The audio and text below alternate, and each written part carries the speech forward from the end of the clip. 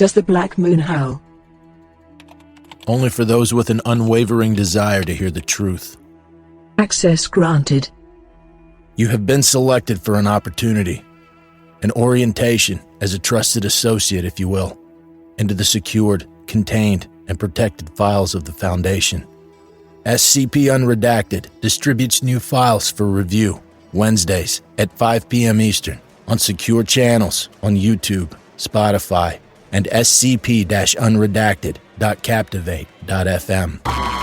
Hello and welcome to the Skip Squad Pod trailer. I'm your host, T-Staff4. And I am your lovely other host, Look Psycho. Also, just wondering, how did you get my house? Who cares? We're recording the podcast trailer. Well, it's not the first time she's busted down my door. You gotta stop. I can't afford to replace it again. Now, let's tell the listeners what we do here. Is it too meta to mention we're reading a script? You want to talk meta? I didn't know what to put here, so I'm talking about what I should put here. She also misspelled want. Anyway. Right. Back on track. Here at the Skip Squad Pod cast, we don't care about what you write, we care about what you love. Keeping you entertained with what our authors enjoy most as readers, from GOI formats to formal articles alike. We don't just talk about guests' favorite SCPs. Each guest will also tell us about their passions and hobbies, completely unrelated to the Foundation. Whether it's robotics, music, or filmmaking, each guest has their own passions that we love to hear about as well. You, yes you, the listener, can participate in this along with us. If you send in emails over at skipsquadpod@gmail.com, we will read them out on the show. When we aren't recording the pod, we document our ventures on various platforms. You can find us on our YouTube channel or wherever you get your podcasts. We also have a Twitter where we post preview clips for upcoming episodes along with revealing who we will have on next. Our handle is @SkipSquadPod. And finally, our website with links to all the listening platforms can be found on the SCP Wiki itself at the Skip Squad Pod Hub. Now get out. And have fun. Smile. Hey there, SCP fans. My name is Grigori Karpin, and this is Simply Creative People, the show about SCP creatives, be they authors, artists, or offsite content creators like YouTube and TikTok. We're focused on bridging the gap between various fans and serving as an introduction to different concepts and stories on the wiki. So, many welcomes to all, and let's get started.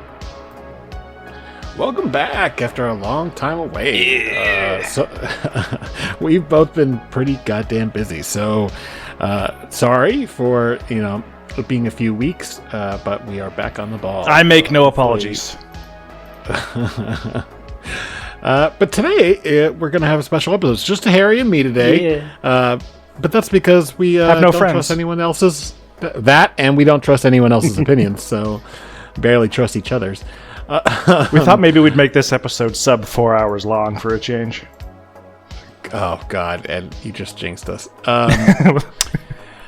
So, because on Monday, the opening of posting for the 7000 Contest is going to be happening. Exciting. I guess technically midnight the night before, but whatever. Yeah, don't provide that information. We'll be on the hook for people getting it wrong, which they will. Wait till you see Right. how many people get it wrong.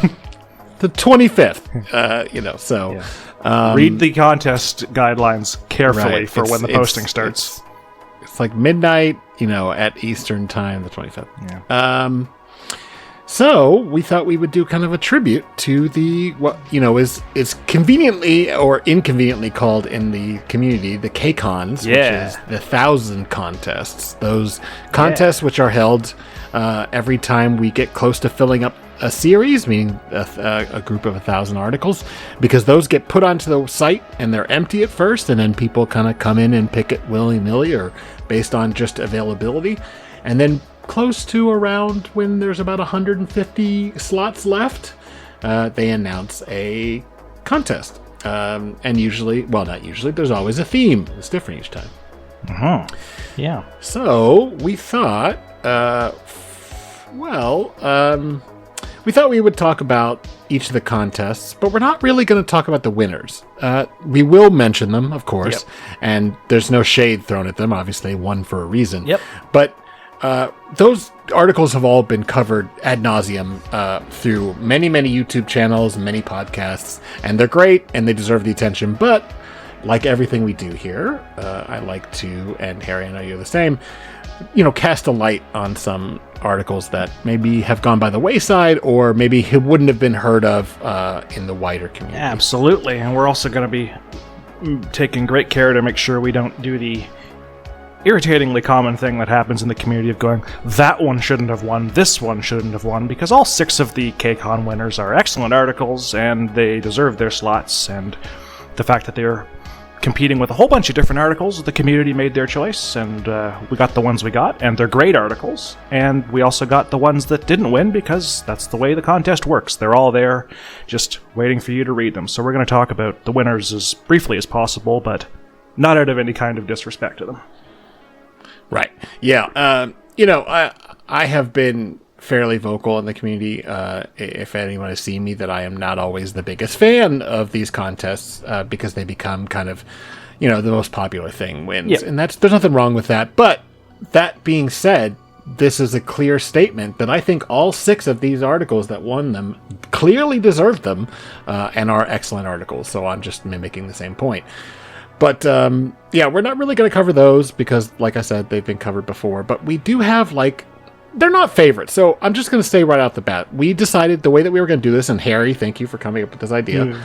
We're going to cover each of the contests, and we're each going to pick one to talk about. I included a couple extra because this time I'm breaking the rules.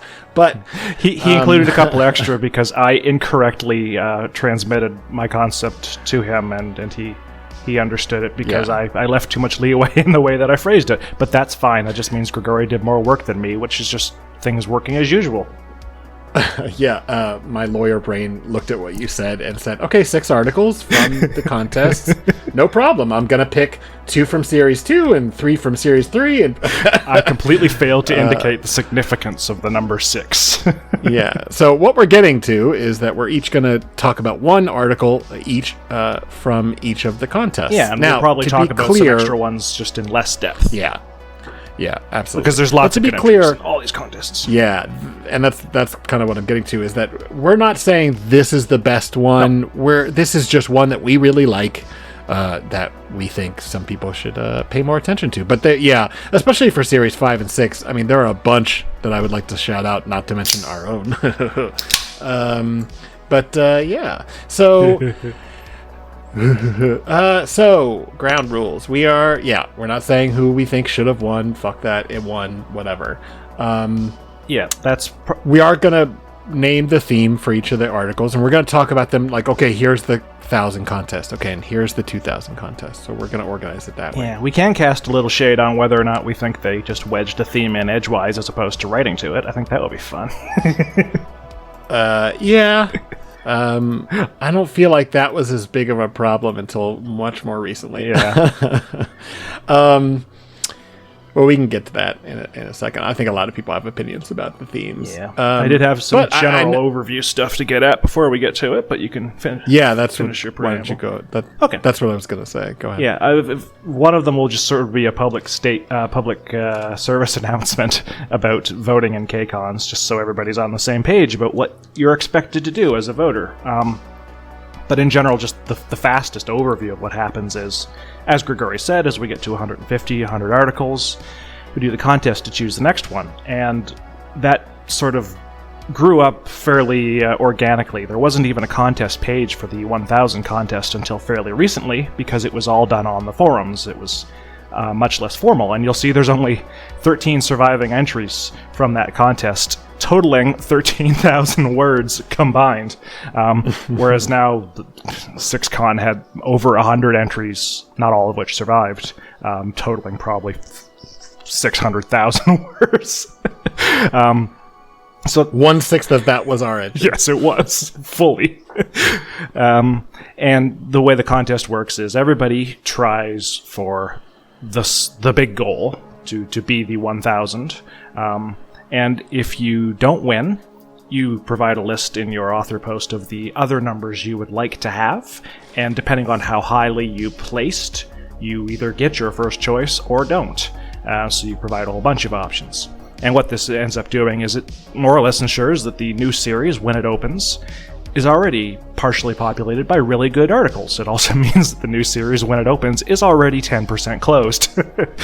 It also means all the cool numbers are taken. But that's okay, because it's a risk-reward scenario. You might get a cool number. You also might get downvoted if people don't like your article, because these guys get a lot of attention. because the contests are very popular.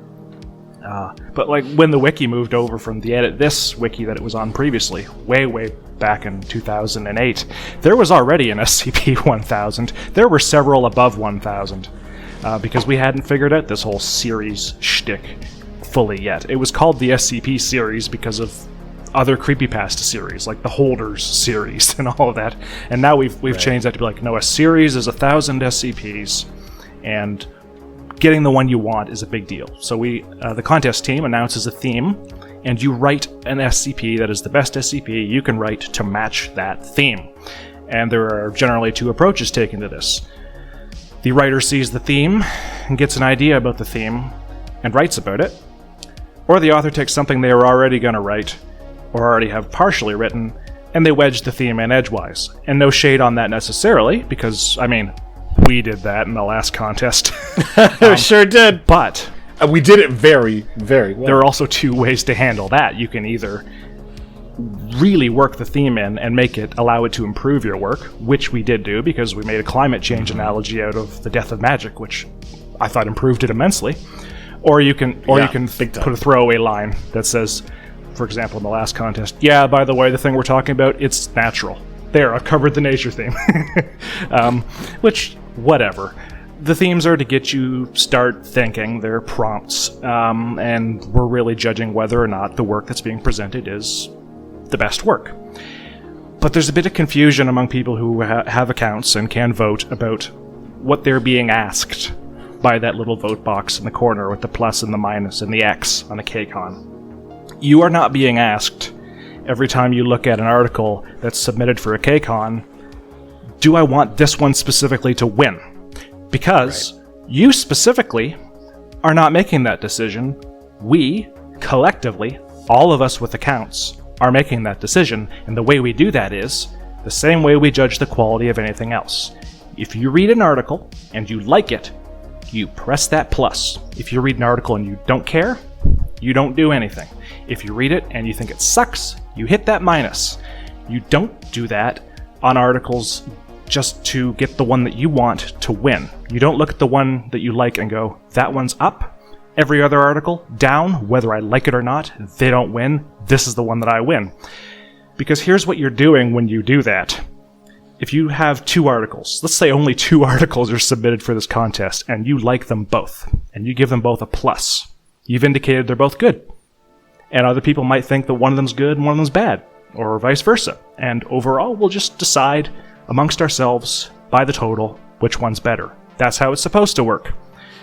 But if you read them both and you like them both, but you like one of them more, so you don't upvote one of them, you've just canceled out another human being's vote. You've just said, I'm worth 2 people, because you were supposed to say you liked both of them, because you did, and you lied by not voting. If you downvote, you have just canceled out 2 other community members' votes by not upvoting the article that you liked and lying by saying you disliked it. So it's actually an act of immense selfishness to bullshit your votes on this. You are supposed to just say, yes, that's good, because this is a celebration of what is good. The authors submit good works. The best work, you must trust the community to allow it to rise to the top. If the article deserves to win, everybody who likes it will like it, and more people will like it than don't, and more people will like it than like the other entries, and it will win. You don't engage in shenanigans. You don't change your vote halfway through the contest and downvote an article you've already upvoted just because you really liked another one more. You are not being asked individually to make this choice. You are asking to look at the field and go, these ones are good, these ones I don't care about, these ones are bad, and then the community math makes the decision. It's democracy in action, and if you don't respect it, the staff and the contest marshals will find out, and you will be banned, and your vote won't count, and you'll only be hurting the article that you liked because the upvote you would have given it will be not counted by the totals. So, vote fairly. Upvote the good articles, downvote the bad articles, don't screw around. It's just a number, but it is important to the authors that the votes be fair, that the contest be clean, and that we not have to do any extra math to determine who was screwing around. So, yeah, and I'm just going to add one thing, which is kind of what you just said, but just to clarify, we're not comparing articles. That's not the point. Right. The point is not to weigh the articles you like the best and then have that affect your voting. That is not the point. It has never been the point. Right. The only point is to try, and I know it's hard, but try to look at an article in a vacuum. And not a complete vacuum, but like given what you understand about what you like in fiction and what you like in SCP, and then voting on that basis. More importantly, I think, do not get involved in debates about whether or not something is good enough to fit the role of the 1000 Contest entry. Also, don't impose your subjective ideas about what it should or shouldn't be. These articles are all pretty different. There's this concept that goes around in the community where you'll see people say, well, that one doesn't really deserve it, or this one doesn't deserve it. And not because of the quality, but because of what it was, or whether or not it fit the contest. If it doesn't fit the contest rules to the point where the marshals think it doesn't, then they will disqualify it. And most of the time, these things are assessed in a fairly, loose manner, because it's fucking fiction. We're trying to find interesting ways to address prompts. If everyone, last contest, which was about nature, if everyone wrote about fucking nature in a very one-to-one basis, it would have been boring. Absolutely. And the best articles are ones that took a very ingenious sort of way, although a lot of them did involve trees. And I mean, not to a lot of them did. I mean, not to get ahead of you and not to interrupt, because I'm sure you're going to continue here, but just to underline that point, we will see what happens when everybody takes a contest completely literally. We will see it immediately as soon as we start, and the result is not good. Yeah. I don't. If you're tempted to go into a discussion post of one of the entries and say, I don't think this belongs, just take a step back. You're not helping anyone. That's not constructive criticism, and you're really just hurting someone. Right. Like, I realize there's a whole mentality on the wiki about sometimes harsh criticism is good criticism, but if it's not constructive, if you don't have things in the article that you think would be done better or could be done better and have a suggestion, don't say anything. Right. It's okay. And if you don't know how to vote for something, don't. Right. If you don't know, you don't know. Right. It's fine. Nothing will die. Everything will be fine. You don't need to express an opinion when you don't have one. There's plenty of articles that I'm like, and I've told Harry this, man, I'm torn. I'm real torn. But usually I err on the side of positivity. I mean, this is a digest of the best material that we can produce as a community. Right. And it's a celebration of that. And we just happen to be celebrating one of them a little bit more because, well, a lot more, because it floats more people's boats. And that's a testament to the way the community works. That's how we decide these things. And what's really interesting, I think, is this contest that we're going into right now has a theme of luck, which is a strange theme. And I think a lot of people have complained about it. And I understand why, because at first I was like, I don't know what I'm going to write about that. And I'm sure we're going to see a lot of articles that have dice in it. And stuff. But, the important thing to understand is that creativity is like fucking... I genuinely think that this community is so fucking creative. Like, I think that some of the best strange fiction in existence, other than classics maybe, is on the web. Absolutely. And I'm not just saying that. Like, Absolutely. I mean, there's a piece we're going to talk today that was for the 5K that I think is one of the best pieces of fiction I've read. It's beautiful. In years. It is, absolutely. And it's not just because I love SCP. It's why I've stuck around. It's why we're both still writing for it years later. But anyway, so, in keeping with that, we're mostly going to be keeping things very positive here, like we try to do all the time. Yeah. So everybody else, you go out there and you make sure that the contest is positive as possible. Just treat the people with respect, provide criticism where it's warranted, and remember that you are not being asked to cast only one vote. Vote on every article that you read. Read every article if you can. I mean, there's going to be a lot. There were, again, over 100 last time. But remember, you can vote on every single article in this contest, not just one. Don't just focus on your favorites. Focus on people whose name you've never heard before. Focus on people whose name you vaguely know. Read as many as possible. Upvote and downvote as their quality indicates. And we'll have a nice, clean contest with a winner. Yeah, you'll see if you look at the contest pages, the top 10 are oftentimes names you'll recognize from a certain era. Oh, yeah. And I think last time we had some really impressive surprises, especially Big Sloth. Big Sloth on My Face's first article becomes 7th place in the contest. And honestly, one of my favorite articles, period. Oh, it was beautiful. I don't even know how we beat it, because I am pretty sure that, even discounting some of the screwy votes that were bleeding over onto everybody's articles, I'm pretty sure he beat us, but whatever. No. All right. Okay, let's get started. Yeah. So we're going to talk about the contests now? We're going to leave Creative Quarter to the end, because we're going to, of course, shamelessly plug our own articles, because we've been told that we're allowed to by the contest runners. Yeah, you've come here to listen to Harry and I talk. We're both going to do an article. It'll be fine. We'll all survive it. Okay, so, all right, so you're taking this one, right? Yeah, we're going to trade off on each contest on describing the contest very, very briefly, and then we're going to go one each and talk about the article that we chose. So the Scp-1000 Contest, which was all the way back in 2011. The theme for the contest was folktales and or urban legends, and the final result, the winner, was Bigfoot by the Deadly Moose. SCP-1000. So. Very deservedly so. Like, we're not going to talk about so deservedly. We're not going to talk about whether or not the contest winners deserve to win, except for with 1K, where it's like, it did, because I've read them all, and I tried. Some of them are okay. Some of them are good, honestly. We're going to talk about two good ones. We're going to talk about two good ones, and it's not a surprise because they're by two good authors. There's Yeah. actually a lot of good authors here, and actually almost everybody here is somebody who I know specifically to be a very good author. But there's a couple things going on here, man. First of all, this is at the end of Series 1. All of the articles are heavily Series 1. They're redacted up the wazoo. Almost all of them are less than 1,000 words long. 3 of them are about pregnancy in some sense, which is really weird. It's like apparently everybody's urban legend and or folktale is about pregnancy. And a lot of them are Monster Manual entries, and I think that's what you get when you pick folktales and urban legends for the SCP-1000 contest in 2011. I think you get murder monsters, and I think that was a really bad choice for the theme. Hey, it's Grigori from the future.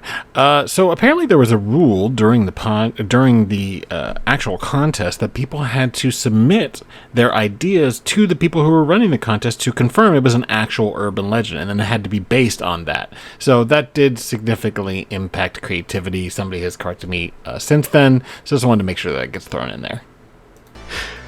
I think back it was then certainly very limited. I will say. I've always said that SCP-1000 is one of my favorite Kcons in terms of the one that actually won, and it's just so much more true now that I've read a bunch of them. Yeah, I've read every single one of these, and I'm like, there isn't even a contest. Bigfoot is the best by a lot. Yeah. It's one of the only ones that has implications. Yeah. It also won with plus 46, by the way. That's the there was not a lot of voters back then. Rounderhouse won 6K with 463 votes. That's fully 10 times more votes. Right. Yeah. So the wiki is not getting smaller. Go fuck yourselves. Yeah, that's true. So you want to go with your pick for the 1000 entry or mine first? Whichever you like, my guy. All right. Well, we'll talk about mine. So SCP-1102. The Blue Ridge Phenomena by Sophia Light, whose AA I have written a lot. Yes, we have. We like Dr. Light a lot. That's right. And Sophia Light is also a very good writer. Yes, without doubt. So this one is, I think, less obvious to me. I have looked it up since and seen that it is sort of an urban legend myth sort of thing. But the concept here is, sort of shallow and sort of not, because I think it actually does have fairly big implications, but only in terms of within itself. Yeah. It wouldn't have lended itself the way that 1000 did to to like myth and like wiki lore or whatever. But anyway, so what happens is only at night in this area, Blue Ridge, which is in mid Georgia and Alabama. I'm pretty sure it's in West Virginia too, unless John Denver's been lying to me. Yeah, I think that's true. The Blue Ridge Mountains range is big. A rather large one. Yeah, not one of those tiny. And the effect only occurs. No, that's right. It's nothing compared to the Rockies, but yes. not much is. Yeah, no, totally. The effect occurs only at night during periods of rain or snow and targets deceased bodies within a small, randomly selected area. Although we'll come to find that it actually can sometimes be many square kilometers. But for each reasonably intact, that's my favorite part, reasonably intact corpse in that area, and this will often sometimes be involved with like graveyards, which it's not just saying that there are a bunch of dead bodies. People just die an awful lot in Blue Ridge. I guess so. For every reasonably intact corpse in the area, an animated likeness of the original organism will appear, with minor differences including, in humans, changes, darkening or lightening of skin tone, deformity, alteration or lack of facial features, or small appendages, including the fingers, toes, and genitalia. The lack of facial features is the real creepy part there. Mm-hmm. The dominant urge in all these subjects, human or otherwise, seems to be one of returning or rejoining other members of the original species. They're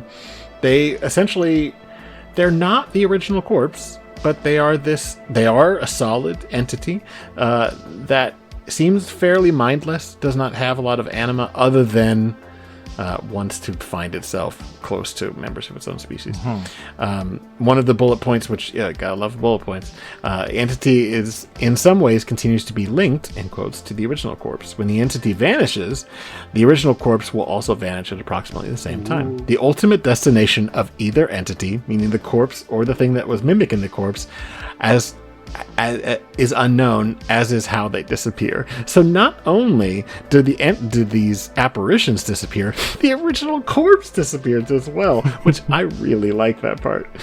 And you can't. They finally decide that they can't take the effect out of the landscape. It's something in the mountains, about the mountains, that makes all the dead come back faceless and insane. I don't know what it wants. Makes us all go away. Be merciful to them. Fuck with us. And I hope it never figures it out. Mm-hmm. But the note at the end is, I think, what makes it for me, because there's a bit of character. Yeah, it's from one of the researchers, blacked out, but it does have this real haunting vibe to it. Like, you know what? I don't really want to figure this out, and I don't want it to figure whatever this thing is. This great, if it's some eldritch being or some weird, unnatural phenomenon. As long as it's doing what it's doing, it's not hurting anybody, so I guess we just let it keep doing it. Yeah. This one. The containment procedures are kind of fun too, because they're basically they're just trying to like restrain the entities and keep them from entering highly populated areas and roadways when possible. But they're not considered to be dangerous, so let them do what they're going to do, as long as they don't start showing up in the middle of a fucking town hall. Yep, nothing to do, just leave. Blue Ridge is haunted. What? Yep. Blue Ridge is haunted. Yep. It's got a bit of atmosphere, which is why I like it, because almost none of these did, honestly. That's, I think, the thing that made this one stick out for me, is it's got a little bit of atmosphere. She's got that bit about... It's definitely... It feels like a cool... Appalachian horror story, like a ghost story. Only it's done in the very old-fashioned and clinical fashion from the SCP perspective, which is good. Like it really feels like, oh, this is why sometimes the dead come back. Yeah, it's a location atmosphere piece. That note at the beginning starts with Blue Ridge is big, lonely, mysterious. It's actually the trees that make it blue, and at sunset, night settles down like nothing else in the world. It's kind of like a little bit of tone in there. And the tone is really, really seriously, dramatically lacking for most of the entries in one con. Yeah. It's and this one's still rated pretty, like, low. Moderately. It's like 111. Yeah. And I get why it didn't win. I get that it wasn't necessarily like the sexiest thing ever, but I did think it was like a really interesting article. Yeah, it got number 9 at +10. Times change, man. Yeah. Yeah, so are we done on that one? Yeah. All right. Well, my pick was SCP-1051, the Nevadan Extraterrestrial by Salman Corbett. And unlike my Type A friend, of course, when I talk about these, I'm going to be more loosey-goosey and random all over the place, as opposed to having specific parts that I'm going to read out loud, because my brain is just not organized that way. So this article is actually a little rough, because Salman Corbett is a really good author, actually, and he's got some really cool pieces on this website. Absolutely. And I'm actually a fan of Salman Corbett. He's got a great sense of humor. Like, very, very few people can match his sense of humor. This article is actually a little rough around the edges, and I think it could probably benefit from a bit of tidying. But the reason that I chose this one is because the concept tickles my fantasy. My fantasy. Not my fantasy. I don't have a fantasy about building vor. It tickles my fancy, though. Because it's the most cliche urban legend you can possibly think of. It's in fact two of the most cliche urban legends you can possibly think of. It's Area 51 and Roswell combined. It's Area 51 is where they took the Roswell UFO. Oh, well, what the fuck is interesting about that? And what's interesting about that is the thing in the UFO got out, expanded, consumed Area 51, and then took its shape as a hollow shell that looks like a base, which is actually a sentient, pseudo-sentient living organism that creates the conspiracies around Area 51 to convince people to come there so it can eat them. So fucking good. And that's crazy. And I like that a lot. And I think that makes it one of the more creative uses of the urban legend concept here. Because, of course, there's all these urban legends about Area 51. And the basic one is in there. But this article twists that around and goes, the urban legends about Area 51 are the result of this actual thing, which has doppelganged the base and is trying to lure people to it. And reveal its existence so more people will come, and I really like that. It's like a several buildings sized mimic, and that's cool. Yeah, that's like that famous book by Shirley Jackson. Is it the House on Haunted Hill? Oh yeah. Yeah. I don't know. I know the one you're talking about, but I wouldn't be able to get. There's a part in that book where they theorized that what's going on here is the house was just born wrong. Right. And it's one of the creepiest, best lines in anything piece of horror. God, that story's great. And I just feel like this is like that idea, but take it to its logical extreme. Like it is a living organism. It is. And it's fun in that respect. Yeah. No, and I also really appreciate the fact that it took the theme in the most obvious way up front and then took this drastic left turn. Yes. And, I mean, like, oh, okay, there's aliens, Roswell, yeah, Area 51, okay. Yeah, no, those are all true, but also the building became the alien, and now it eats people. And also the idea of continuing to, like, ferment the conspiracies to make sure it keeps on having people show up so it can keep eating them is so funny. It is. It's also it's meta about the concept of urban legends, which I like, and very, very, very, very few of these do that. Communism Will Win's legend tripping SCP-1666 also goes a little meta about urban legends, but I don't think any of the other ones do at all. Right. Yeah. I would have picked that one, but I already have a Communism Will Win one later on that I like even better. Yeah, CWW's got some good contest entries. Yes, and just good articles, period. Yep. My favorite part of this article being... I don't know if we said it. Did we say SCP-1051, the Nevadan Extraterrestrial? I think I did, but, I think I do a lot of things. Is...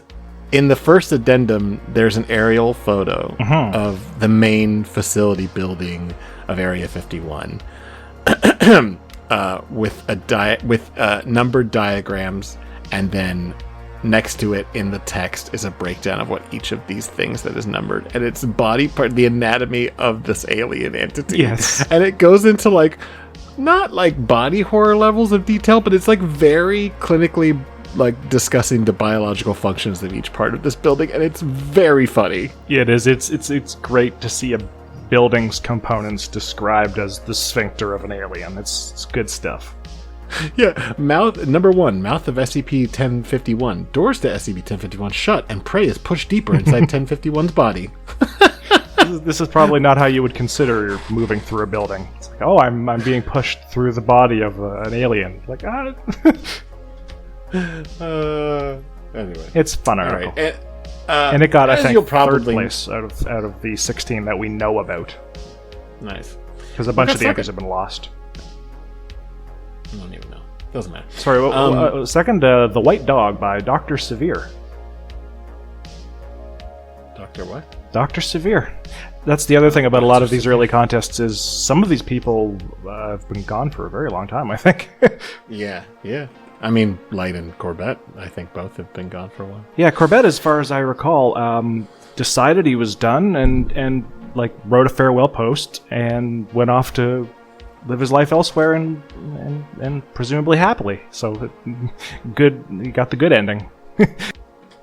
Pretty obviously, we are going not super in deep on these because, and no insult to the older stuff, this contest did not have the sort of same dynamic entries that the later contest did. No, so, it's far and away the worst of the Kcon overall, and that's, I think it's the time that it was done, and it's also the theme, and it's also the fact that the variety of kinds of articles we do now didn't exist back then. They were mostly, right, not all, there were lots of different ones, but this was the preponderant format, and it's what we got.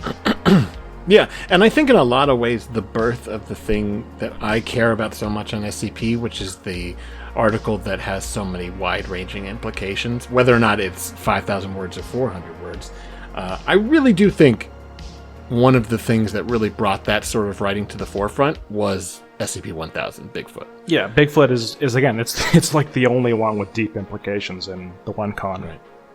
And it's also one of the only ones that gets referred to. Again, I almost forgot to say, like, 1000 is a component of people's conceptions of the SCP universe. Right. It's a thing that gets referenced later by other stuff. The Children of the Night.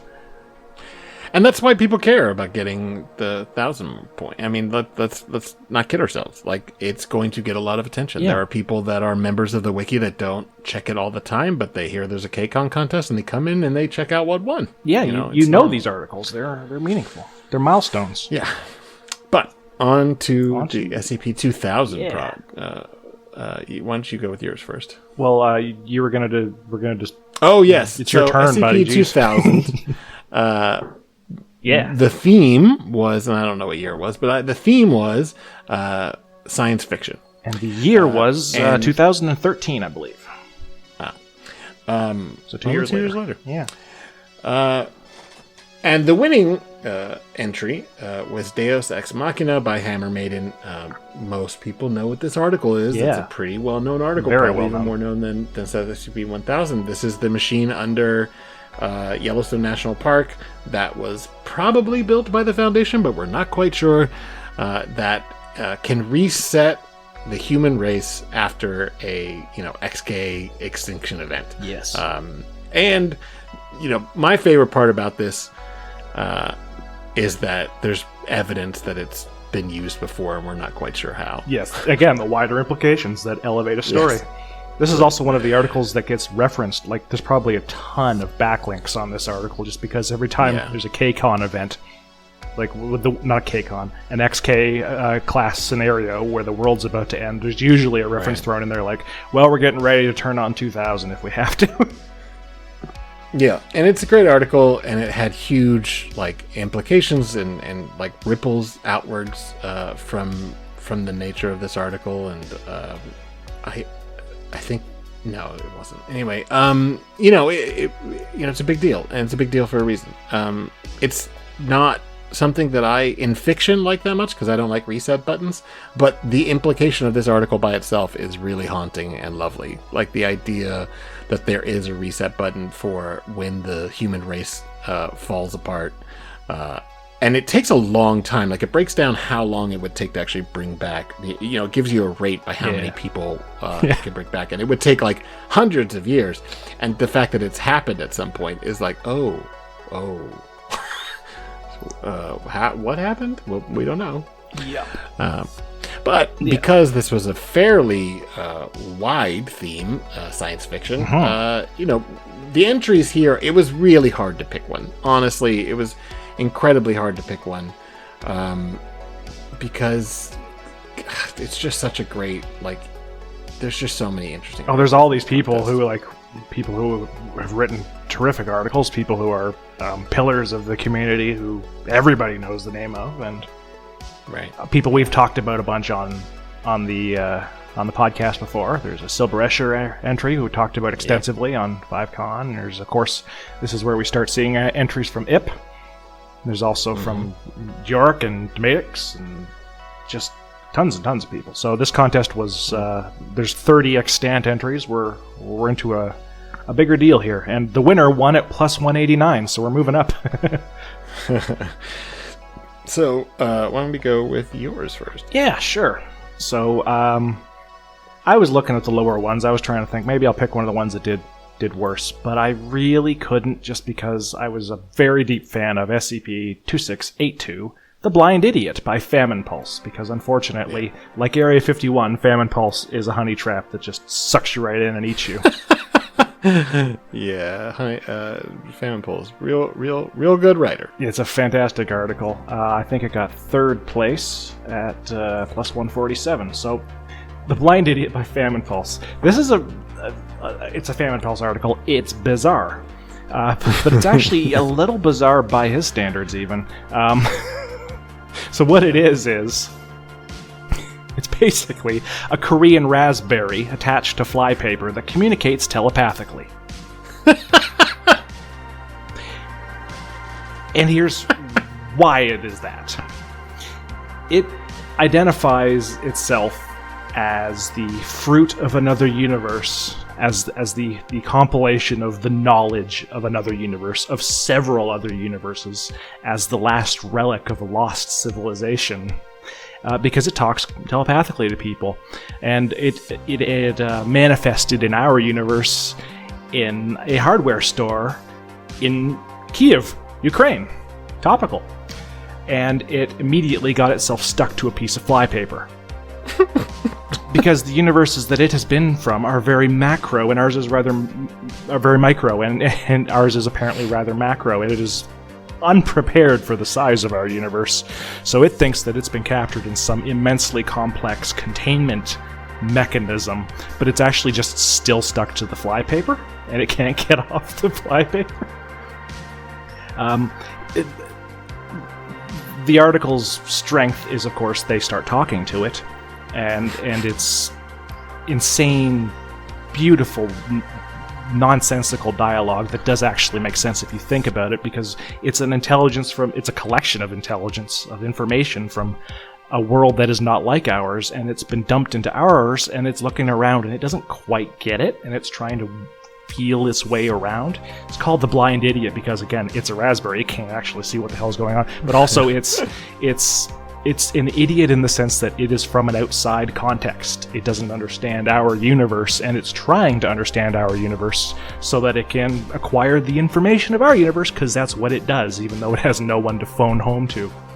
And it has no clue what it's doing. It says so in as many words, including when the first time they tested, a D-class touches it and is spaghettified. And they ask it about that, and it basically goes, oh, my fault. Did something happen? I don't really know what I'm doing. So it seems like it's a dangerous thing. But right now it's stuck to flypaper. So it's kind of hard to take it that seriously.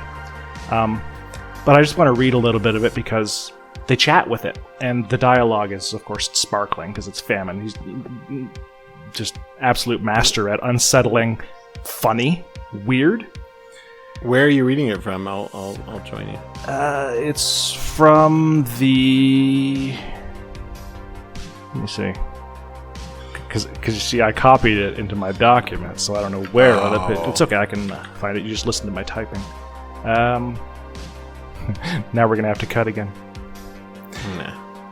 If you look for at a certain point on the page, like Control F that's where I'm looking. Okay, at a certain point. Yeah, yeah. And this one. Are you just going to read the or do you want to go through the dialogue? I'm just going to read a little bit there. Oh, go for it. Yeah. So here's it explaining itself to the researcher Breen. Is trying to explain why it exists. And it goes, okay, at a certain point in our history, the philosophers were searching desperately for new knowledge. The problem was that we had gotten so far already. With all knowledge gathered, there was nothing left to know, no questions to ask, save for sensitive things. Even the study of wisdom had reached its end. We were all very upset. See, we began experimenting with the occult. We did silly things because there was nothing else to do, but it turns out there were things we never gave the chance to be real. God was hiding from us, we found. He was afraid. We ran experiments on it and extracted its knowledge. We used the knowledge to play with the rules of the universe and create new universes with new rules within our own. But then there was really nothing left to know. With nothing left to do, our only choice was to leave, harvest knowledge from alternate dimensions. We collaborated for a super long time. The researcher says, "What are you exactly?" And it says, "I am the fruit of this tangent universe, and the dimension it was contained in. I am everything that was." And the researcher says, "There are no more things left in the place you came from?" And it responds, "No. There were a few holdouts, floating through the dead universe, gathering photons like whales. Good for them, though. They seemed happy." So it goes to a hilarious, terrifying twist at the end. It's a beautiful article. I strongly recommend people just read it because it's all like that. It's listening to an esoteric intelligence describe reality sideways of the way we understand it. And honestly, I can't recommend it strongly enough. It's a beautiful piece of writing. Yeah, and it's wild. It's not just in the dialogue that's funny, because they do the testing before that bit we just read. And subject D120, D-Class, is instructed to place his finger on SCP-2682. D120 appears to be spaghettified while being pulled into SCP-2682. This event takes place in under 1 second. The event is believed to have killed the testing subject due to the organic matter that was left behind. End of test. Test number 2. D121 is equipped with a copper rod and instructed to touch the anomaly with it. Upon making contact with the anomaly, a croissant appeared in the place of the D-Class. Neither the D-Class nor the copper rod could be located. It's beautiful, isn't it? It's fucking ridiculous. And the last test is they put a squirrel in the room, and the squirrel has no idea what it is and tries to eat the flypaper, so they have to stop the test. And then apparently the raspberry is confused because it can't tell the difference between the squirrel and the researchers. It is a great entry in the science fiction theme because it's an alien intelligence, and it's not just like an intelligent thing that's from another world. It is an alien kind of intelligence. It understands things in an alien way, and I think that's quite beautiful. And of course, because it's famine, it's also really funny, which you can get at you really, either way. Really strange. And really strange. Yeah, there's these related documents, which, you should just read them, but it covers things like time travel, spaceships, nanobots, singularity, ascension, parallels, God, but it's never what you think it is. Nope. And it's always just this, like you said, coming at it from sideways. I like that one of the subjects they ask about is raspberries. What was that? A raspberry? I can see it in your head, just a flicker, but I've caught it. I can see. This is a thing that you consume for sustenance. Give me a moment to make sense of everything. Mouths, homeostasis, chemistry, physics, quanta, strings. Yes, I understand now. I can hear them screaming. I can hear them howling and laughing at me. I can hear your mocking. You say I'm food. I'm afraid you're wrong. You'll be the fruit of knowledge, not me. Apparently raspberries are the key to understanding everything. Didn't quite get it until raspberries, and then it's like, oh, raspberries, I get it now. I get everything now. And I mean, I've had some good raspberries, but... Yeah, I can hear them from beyond limbo. How they laugh, but can they hear me? Hear me laugh? I figured it all out. Oh God, finally, I can know everything. It begins with raspberries. Art. God, it's a brilliant article, and it is very highly rated, and honestly, it should be higher rated. Absolutely. So are we good with that one? I think we've fawned over that one enough. It's time to fawn over the person who pays the bills and keeps the lights on. Yes. So I picked SCP-2099, which is Brain in a Jar by Everett Mann. This is also a fairly comedic article. And it is... It is.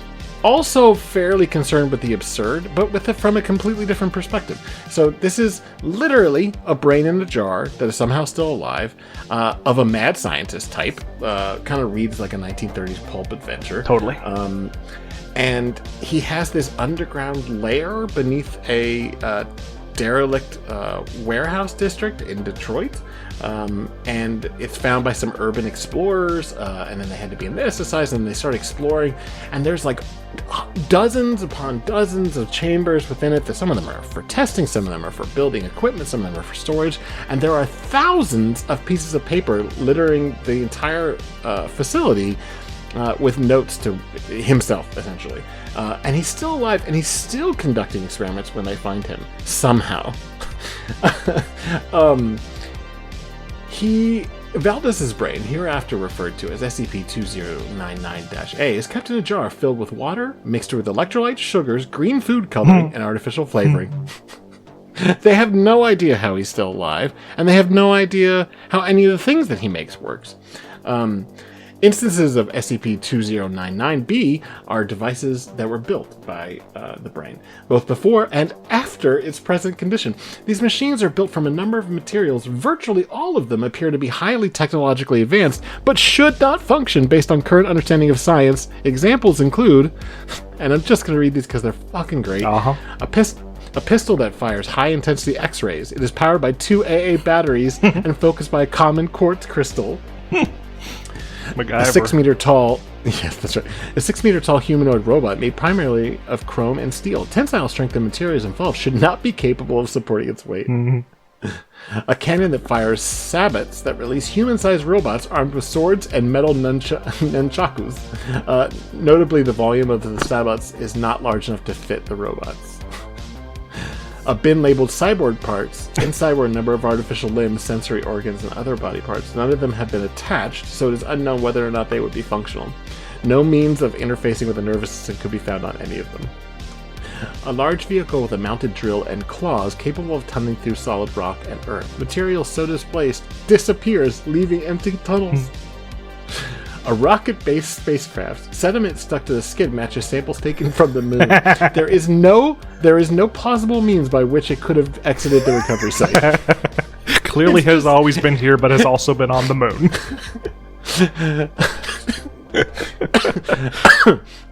Oh my god.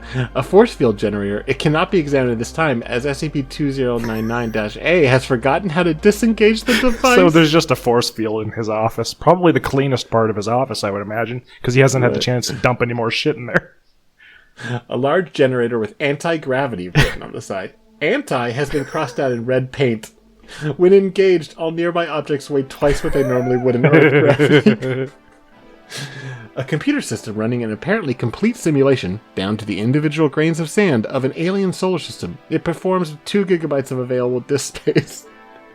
And the best, 713 different laser guns in a bin labeled 713 different laser guns.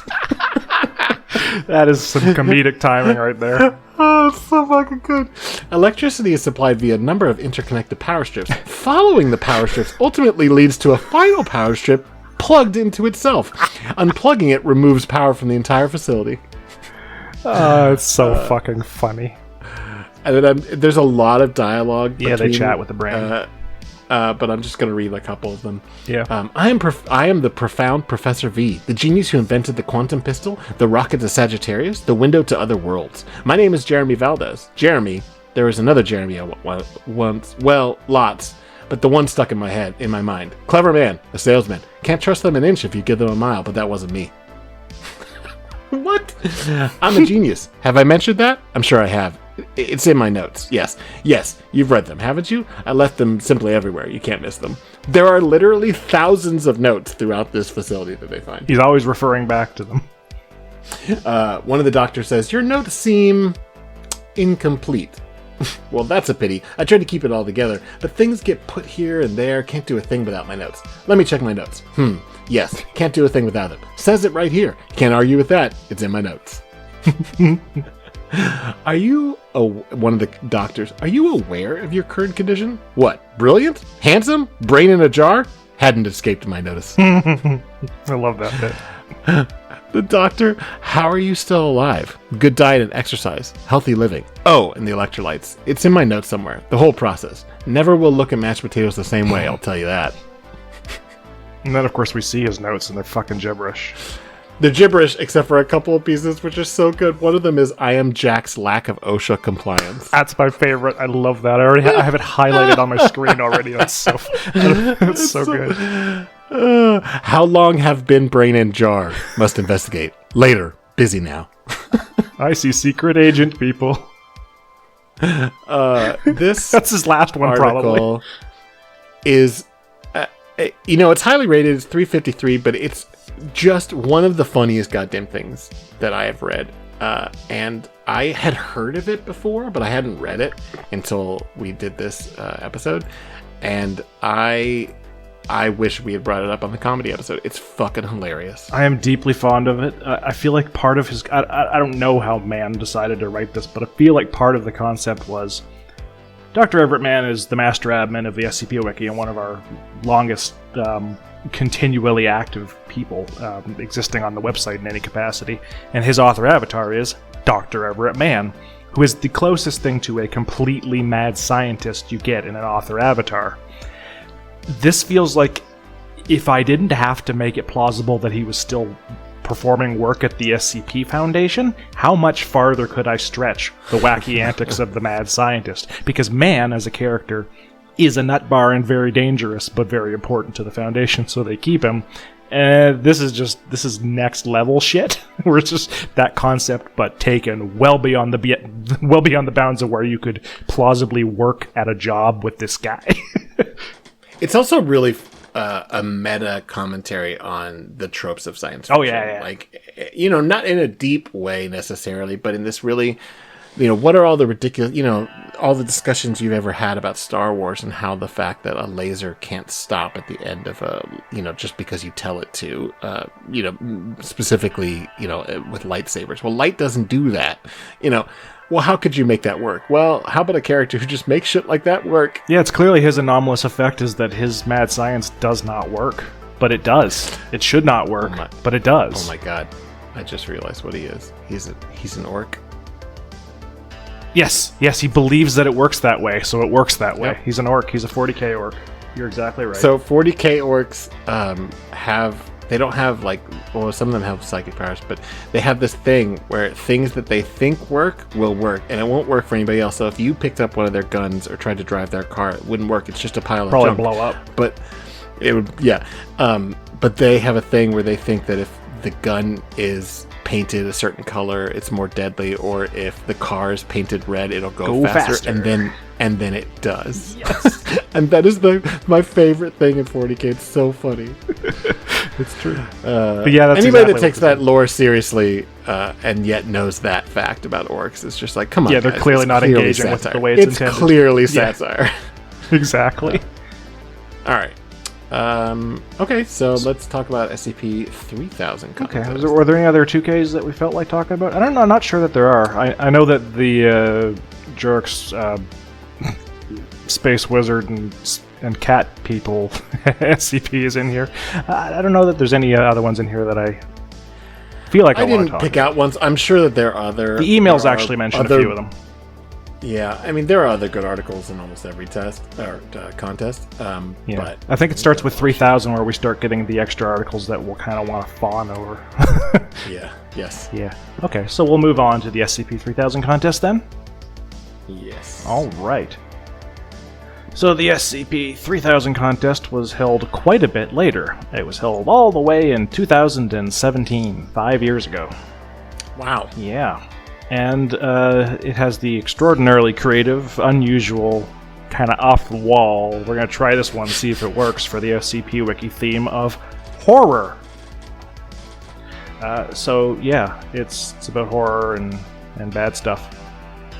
And the winner actually is kind of more of like a fridge horror sort of thing than horror where you come back and you think about it and go, oh, gee. And it's SCP-3000 and Antashisha by a random day Jorith and Digicactus. The only Kcon winner to be a collab. But not. Oh, and what is it? Duh. Yeah, it's my job to say. yes, not in our heart. You're right. 6,500 life. But yes, and what it is it's a sea serpent, a very, very deep, dark sea serpent, a giant eel that may or may not be a deity, and has a very important link to the SCP Foundation and the production of one of those chemicals they love to use so much to alter people's memories. And it has all kinds of frightening implications about what it actually is and what its meaning to the universe might actually be. So the article sort of is back and forth between the horror of discovering something in the deep, the horror of working at a place like the SCP Foundation where you can't necessarily trust your memories, and the sort of cosmic horror of eldritch things beyond our understanding. Isn't it like kilometers long? Yeah, it's a big fucking eel. It's huge. It's very upsetting. So yeah, as always, it's very upsetting. I'm a big fan, as I've mentioned before, of giant, scary, unfathomably, unsustainably large things underwater. That's one of my favorite fears. I'm very fond of that kind of concept. And it's a good article, of course. You don't need me to tell you that. 3000 yes. Won the contest. You probably have heard about it. It won the contest at plus 318, and it is presently at plus 2,256. So yes, 3Con is the first one that gets massive exposure. And it's not surprising. This happened during Series 3. Well, at the beginning of Series 3, yeah. It happened at the... Series 1 is before the 1000s. Oh, right. So, no, it was... You're right. Always fucks me up. No, I wasn't taunting you. I was trying to figure it out in my head. Like, did I say it right? Yeah, it's the way numbers work. I'm always this way with centuries, too, which is funny because I'm an historian. You think I would have figured it out by now. But yeah, and this is, I think, the period when the SCP Wiki really takes off and comes into its own with some really crazy concepts and long-form articles in some cases. There's long-form in here. The second place winner is Red Reality by Ozyroboros, which is a very long, essentially bottle episode of dialogue with monologue of one guy, and it's a long-form article that really pushes what you can do, and of course, pushing what you can do. This is also the contest with Lord Stonefish's 3999. I am at the center of everything that happens to me, which is just an endless mindfuck. So this is the contest where the really crazy starts to happen, and it's hardly surprising, because this is the series where we start seeing Metaphysicians Alagata stuff, for example, and I think probably Davey Fool's... And Sarcasm. Davey Fool's Corbinic stuff, probably. Yeah, and Sarcasm. Sarcasm and Corbinic, and I mean, a bunch of shit came out in the 2000s, which is great. This is when the wiki starts really having stuff for me. Yeah, and it's why. Yeah, and the same. You know, when people are like, "Well, what's the series that really like cat?" And it's Series 3. I mean, I think there's great stuff since. I think there's great stuff before, but it's not surprising at all that most frequently the articles that I think about the most start with the 2. Yep. And also, of course, we've got Ip as well, because Ip's in like every contest from this point onward. That's right. Yeah. So yeah, we're going to talk about some. Do yours or you want to do mine? I think we don't have on one con, I think you went first, so I think you get to go first again. Okay. We're going to be symmetrical. Damn it, it's my OCD. Okay, no problem. Speaking of doing things that have kind of a larger implication and had a bit of fridge horror, I picked SCP-3007, A World of Two Artists. It's great. This is a fairly well-known article. Who's I'm not going to pretend like it's by Zhang. Yeah. I'm not going to pretend like it's underrated in any way, but I do think, because I think it's like an 800. It is, yeah. This is the one I think of the most often, honestly, out of all articles. Like, I just think about it because it is so open. It encompasses two of the things that I like the most in SCP over just prose. One is not telling the reader everything but implying a lot, and the second is communicating through imagery. Yes. And this is all original paintings done by Zhang, I believe, or I'm fairly certain they are. Yeah, I believe. Let me just double check. Yeah, there. So, all the text in this article is set up. We're not going to go into a lot of it because it does a good job of it by itself. It is fairly short.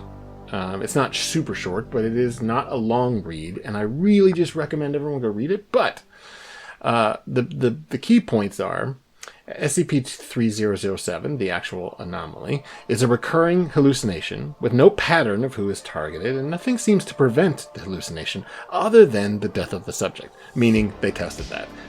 Of course they did.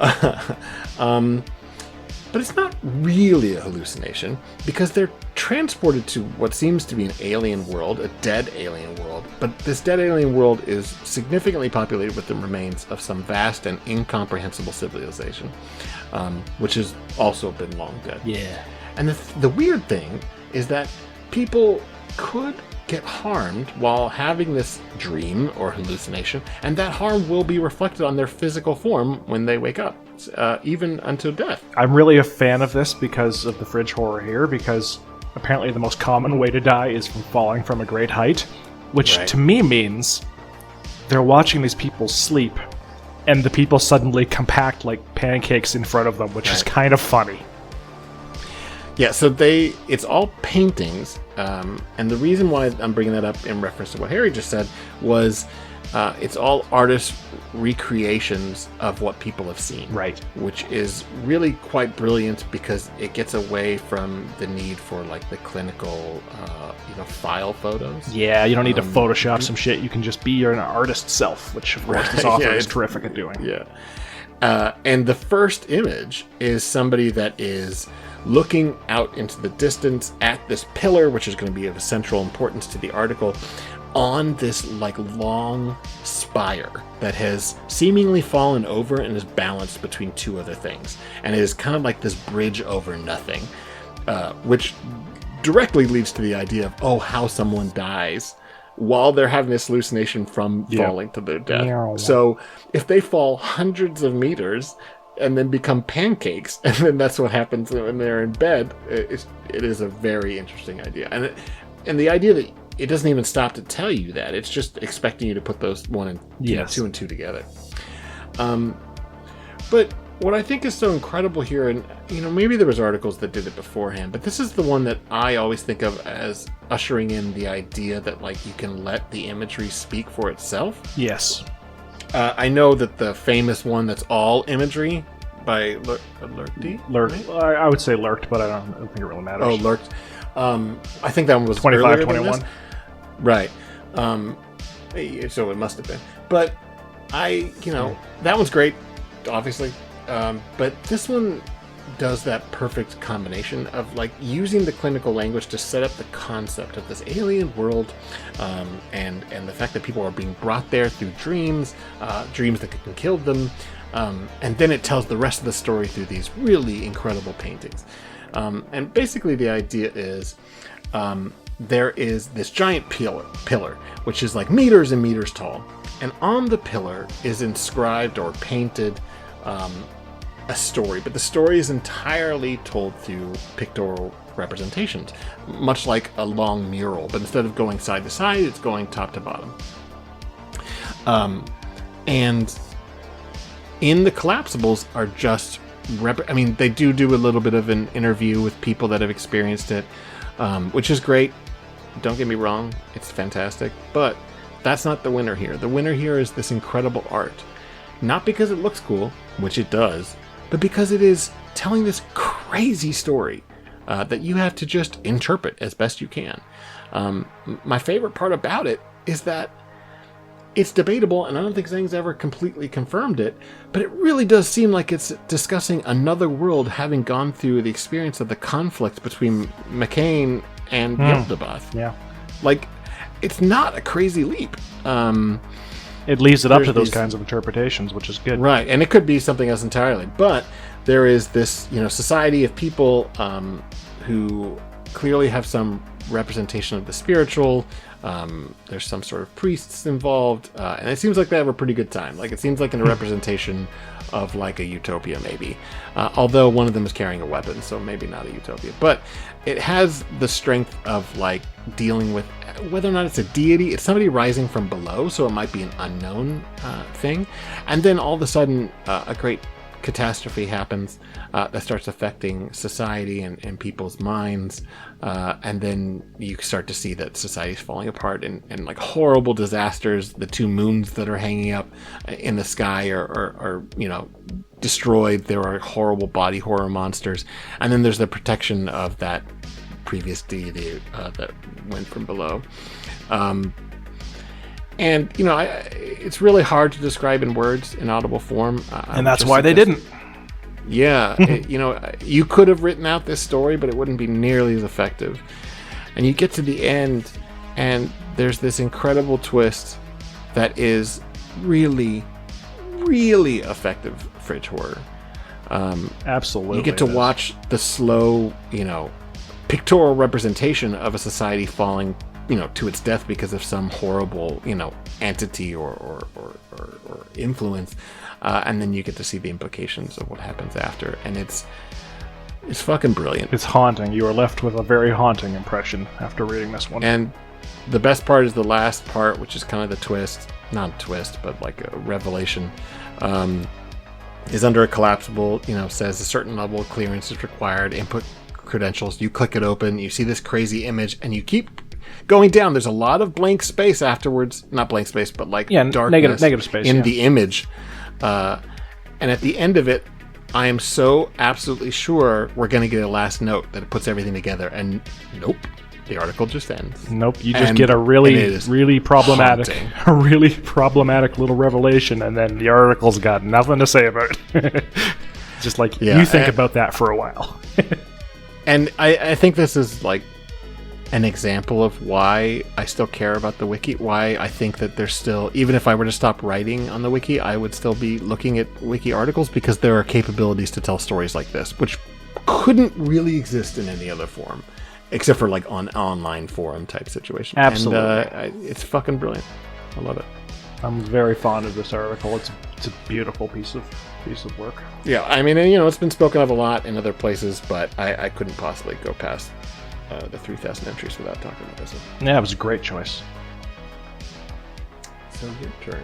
Yeah, all right. Well, I decided to go for one of the ones that was on the lower end of the ratings, because it's by Jack Ike, and I'm always a big fan of Jack Ike's ability to create mind-screwy concepts. And this one is actually somewhat restrained by Jack's standards. It's again, it's very deeply into the fridge horror, but it's also just straight up horror. It's SCP-3249, Me, Us, Them. And this article has, I think this might be the only part I read. This article has the most "don't read this" in universe "don't read this" warning I have ever seen in my life. There may be no article that suggests more strongly that very few researchers will ever try to read this article than this one. Because it opens and says, in a giant box with a collapsible below, the collapsible is you accepting the above terms and conditions, it says, "Warning. The following file contains information pertaining to a basilisk category anomaly. By proceeding and reading the following file, you consent to be permanently and compulsorily assigned to this file, regardless of current assignment, physical or mental state, and/or clearance level. Waive the privilege to request reassignment for physical, mental, emotional, spiritual, and/or social reasons. Waive the privilege to be reassigned due to physical, mental, and/or social impediment, both temporary and permanent. Waive the privilege to terminate your Foundation employment by request. Waive the privilege to have your Foundation employment terminated through retirement. Waive the privilege to have your Foundation employment automatically terminated due to death. Waive the privilege to interact and/or communicate with non-Foundation personnel in any and all capacities. Waive the privilege to interact and/or communicate with Foundation personnel not assigned to this file for reasons unrelated to the special containment procedures of this file. Waive the ability to intentionally impede containment efforts pertaining directly or indirectly to this file. Unconditionally follow instructions from the research head assigned to SCP-3249 and 49, and have all of the above enforced by the use of a contractual geas, wherein accessing the following document serves as an acceptance of its conditions. So it's basically saying your life will be over if you read this file, because you will be solely dedicated to this SCP for the rest of your life. And the reason for that is, reading this SCP causes its thing to basically happen to you.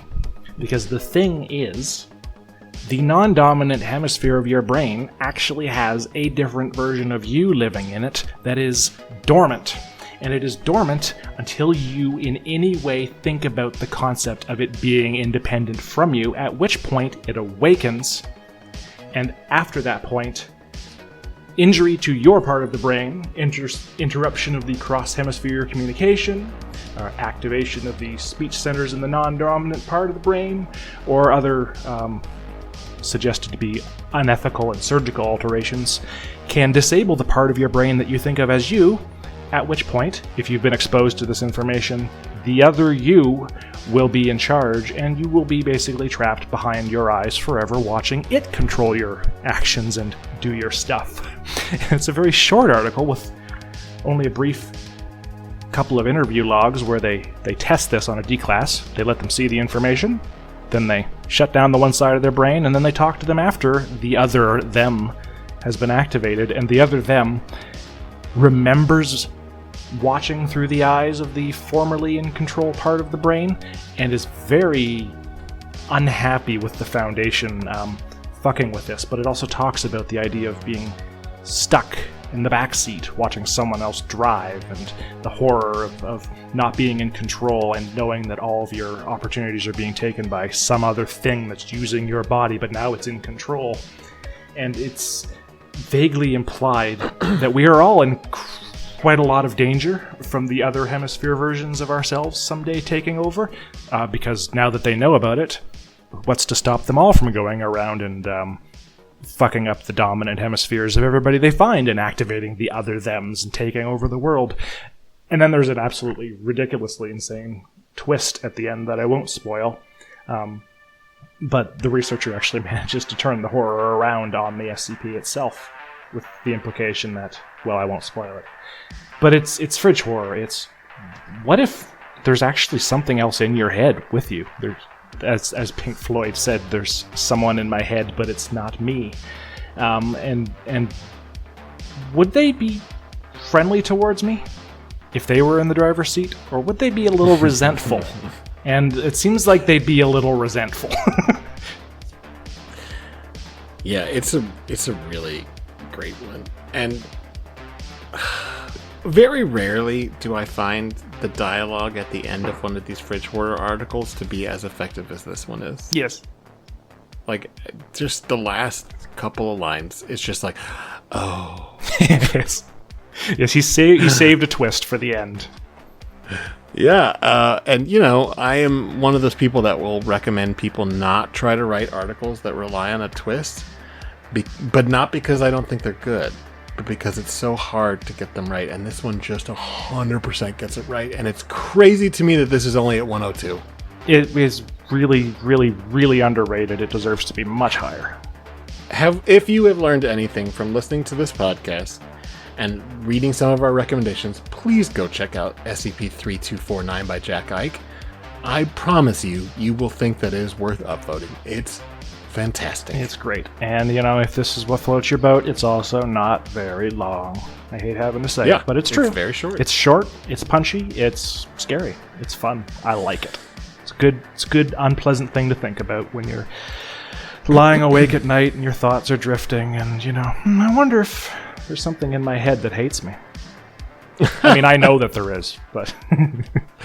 Yeah, it's me. Yes, exactly. Anyway, it's a great article, and I'm very fond of it.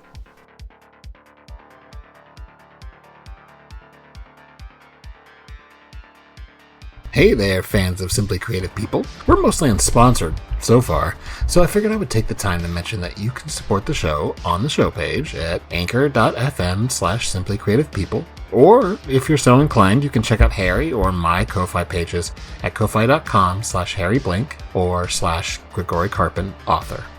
Things are crazy tough out there, so if you can't afford any financial support, and trust me, we understand, do us a favor and mention the podcast to someone who might enjoy it, or spread the word online.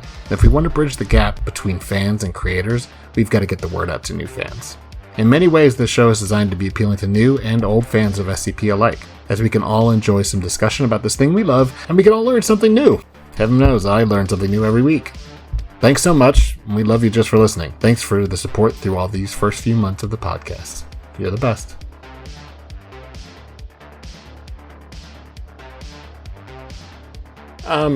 Okay, we are back from break. But so we've covered half at this point, and we're gonna cover the rest of the half. We've covered half of the SCP wiki already. We're so That's good. right. That's exactly what we've done. So SCP-1000 Contest was a history. The theme was history. Yes, it was. And it was the done winner in the far distant past in 2018. That's right. And the only a year after SCP-3000. Yeah, getting closer. So it's funny that now it feels like it's far too soon for SCP-7000 to be honest, because just a year ago we did 6500. But now the distance between 1 and 2 and 3 and 4 were both about a year, so that's interesting. Anyway, yeah, it's only a few of the contests that changed that. Yeah. So SCP-4000 was won by Taboo by Pepper's Ghost, a very famous article. One of the most influential, I would think. Yeah, not the first time that the Fae or the Fairy or whatever was mentioned in the article, but probably easily one of my favorite times. This is the SCP Kcon winner that I most regularly say. That's just incredible. It just fucking is. Without going into it in depth, because we could just talk about this article for hours, and we eventually will, because we're going to get Pepper's Ghost on here. And talk about other articles that deal with the Fae. But Taboo is basically about the idea that the Fae are sort of exiled from baseline reality, and when you run into one, you could lose your identity by losing your name. And it deals with some really wonderful old world logic, like the way that the old folklore would talk about the fairy kind, and sort of the same sort of like strange rule-based interactions. And it's mysterious as fuck, and it's wonderful. And I have heard multiple people say that it doesn't make sense for the theme of history, and I say, fuck off. This article is all about history, because the establishment is already there in the lore and had been for a long time by someone we shall not name, that the Foundation and humanity, in general, had exiled or just straight up killed almost all of the Fae. And this just takes that concept and fucking runs with it and makes it like, it elevates that concept incredibly. There's no comparison between the quality of those interpretations. Absolutely. And yeah, you're right. Huge influence. There's been a lot of messaging, a lot of content within articles that talk about the Fae by the rules that were established in SCP-4000. I mean, a lot of what Ralston does is very inspired by a lot of other articles inspired by it. Our friend Mars, our other friend, Ralston is also a friend. Our friend Mars, we have multiple friends. That's right. We just established at the beginning we didn't have any friends. Oh, no continuity. We lied. Lawyers do that. We do that. And historians definitely lie. Historians have never lied about anything. Anyway, our friend Marcellus Rains, or Mars, wrote a incredible article for 6K, which is 6800, the White Ashes, which we won't be talking about today. But we already did talk about with Mars, so... Right, which is a really fucked up and incredibly epic story that is remarkably inspired by SCP-4000, or at least set up by the rules that were established there. Yeah, I mean, if you have read an SCP article where something's name is paraphrased in green, you've read an article that's inspired by SCP-4000. If you have not read an article that has that in it, I would say you actually haven't been reading very much, because it happens a lot. 4000 is very influential, and I am pretty much 100% sure that I'm not remiss in saying Placeholder's most popular article, SCP Integer, is inspired by that as well. The concept of these info hazards. Oh, that makes sense. Stealing names and such. I think it's directly and explicitly referenced as in the article itself. Yeah, totally. It's a neat concept, and it's a popular article. With a fun image at the top, too.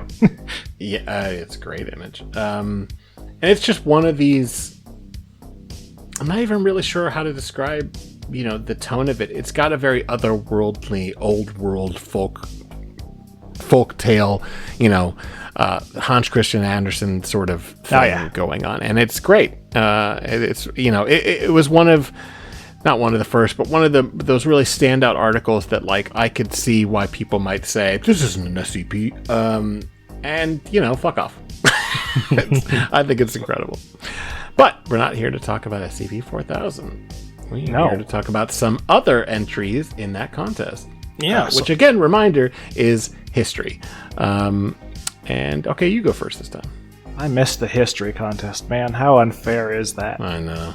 But somebody who didn't miss the history contest is our good friend, who of course we were going to tackle at one point in one of these 12 articles, Ip, whose entry was SCP-4100, although of course at the time they were all SCP-4000. He got 4100, Future Imperfect. And this one fits the theme really well. It also would have fit the sci-fi theme really well. Yeah. It's a sci-fi history article. The premise of 4100... It's done from the perspective of a suspiciously SCP Foundation-like alien organization for securing, containing, and protecting, which is called the Stellar Congressional Protectorate. And throughout, it talks about what their idea of 4100 is, the Earth, and also the SCP Foundation on Earth's original idea of what 4100 was, a horrible eldritch monstrosity. But I'm not going to alternate back and forth between explaining which one 4100 is, so we'll just talk about what's going on in the article itself and let it speak for itself. This is another one of those articles that uses imagery to tell stories in excellent effect. It's kind of like a fun counterpoint to the one that Grigori handled. Yeah. Because these images are pixel art. And the reason that they're pixel art is...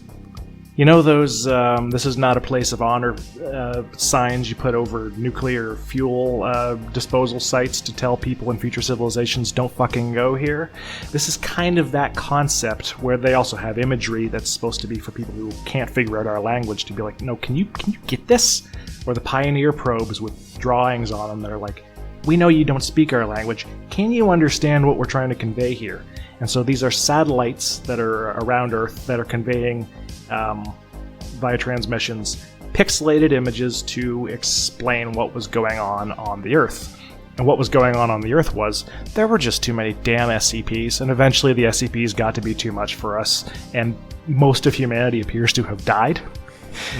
Not all of humanity, there still seem to be some humanities out in the, the Stellar Congressional Protectorate.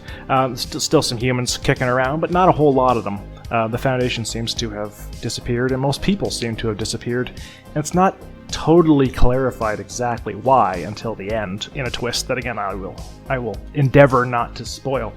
But the pictograms have an internal logic to them, and they are presented throughout. They are really charming pixel art images that convey information, much like 2521, that convey what SCP-173 is and its various qualities, what SCP-2000 was, a nice little callback to Hammer Maiden's winner of 2Con, and also of what the ultimate problem that caused humanity to have to really change their approach to existing, because this thing was a very big problem.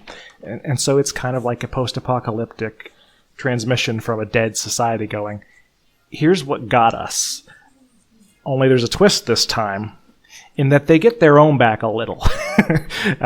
Only there's a twist about that too. The article actually takes several swerves towards the end, and they're quite charming. But part of the beauty is this is an immense format screw. This is in fact the format screwiest of all of the Kcon winners, because it's that rare thing. There are plenty of them, but comparatively rare since there's more than 7,000 articles, where it's a format screw that hit a Kcon winner.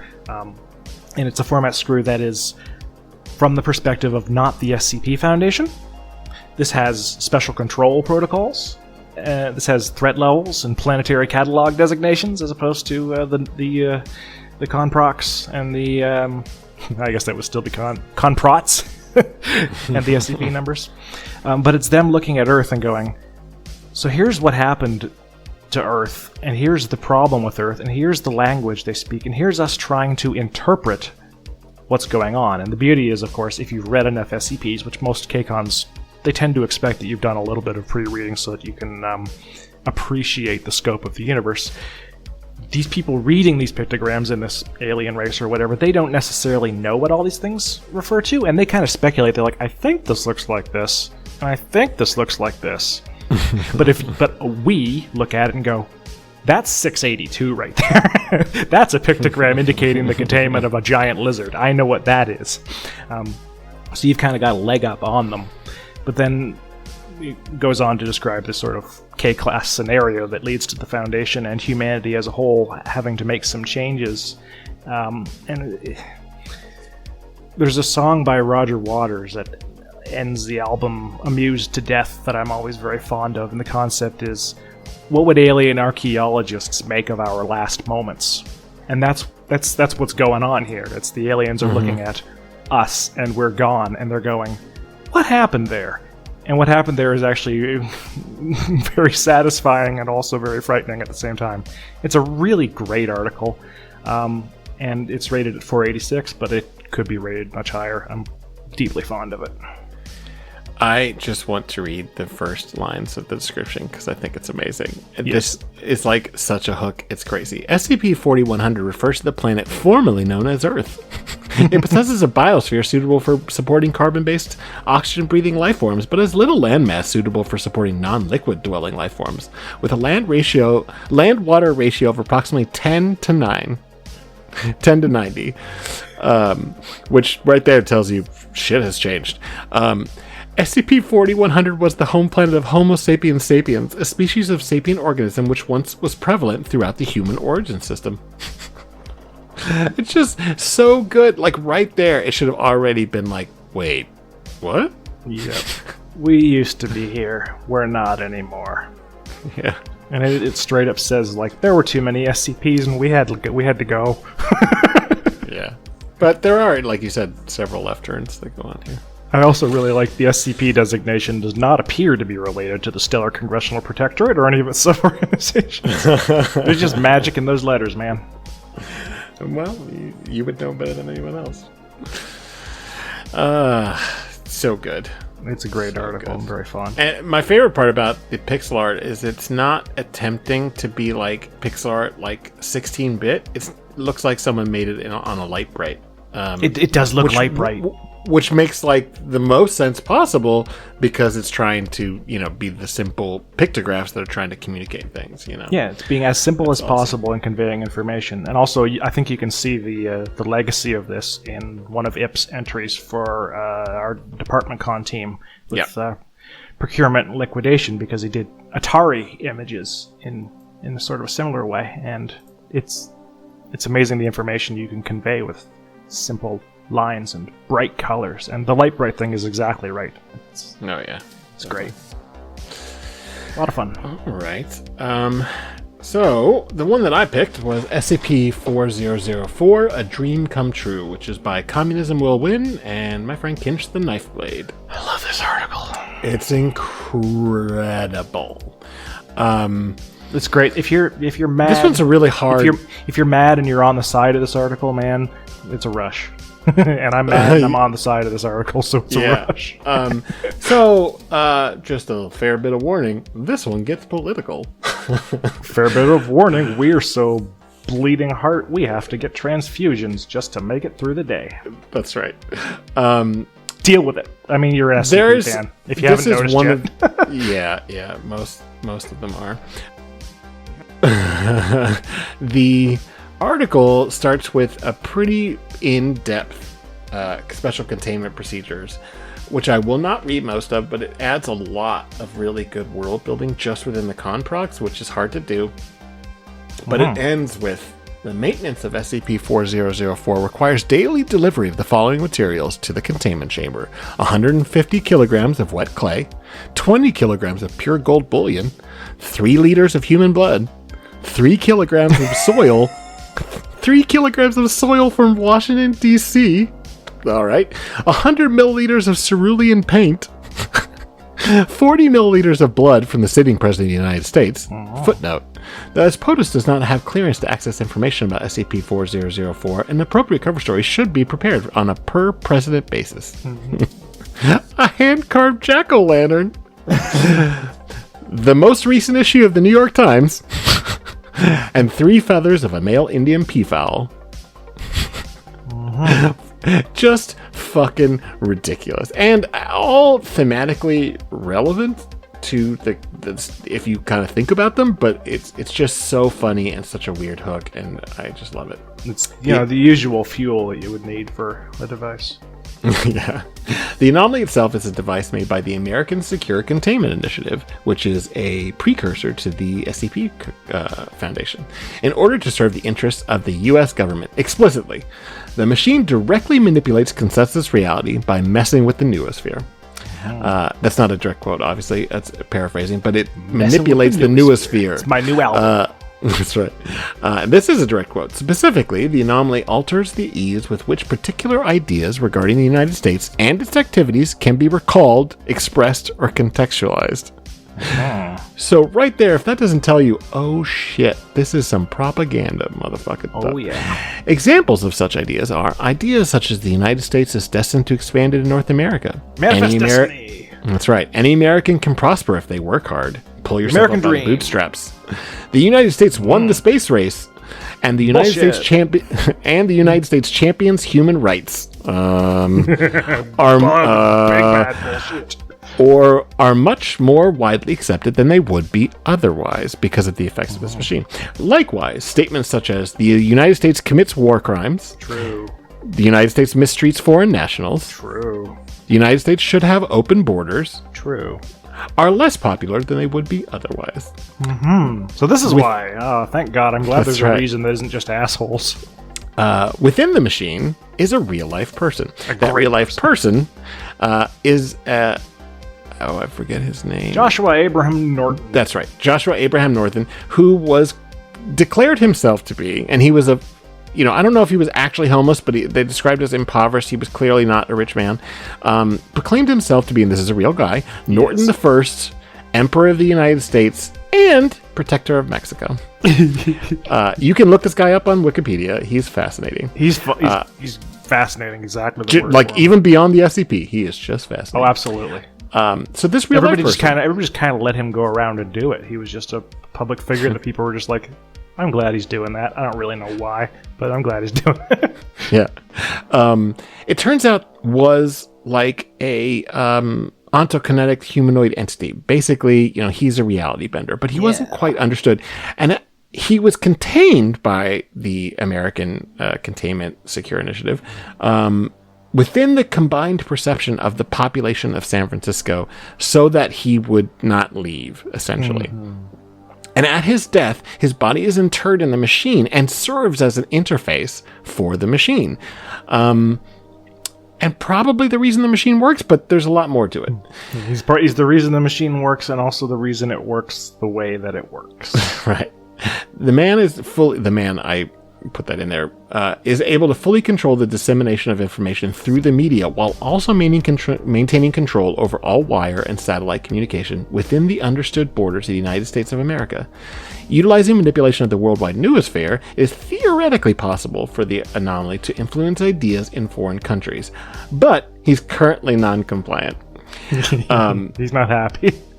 He's not happy. But then they change directions, and they start talking about this other part of the machine that is connected through essentially a wormhole underneath Washington, D.C. to the inside of Mount Rushmore, where 15% of this machine, which tells you something because this machine must be huge, is contained within Mount Rushmore and has been observed to eliminate targets via conceptual severance, meaning people can be forgotten about or ignored. And so will cease being important. Seismic anomalies, meaning like making earthquakes and opening up chasms. Infliction of disease and nuclear annihilation.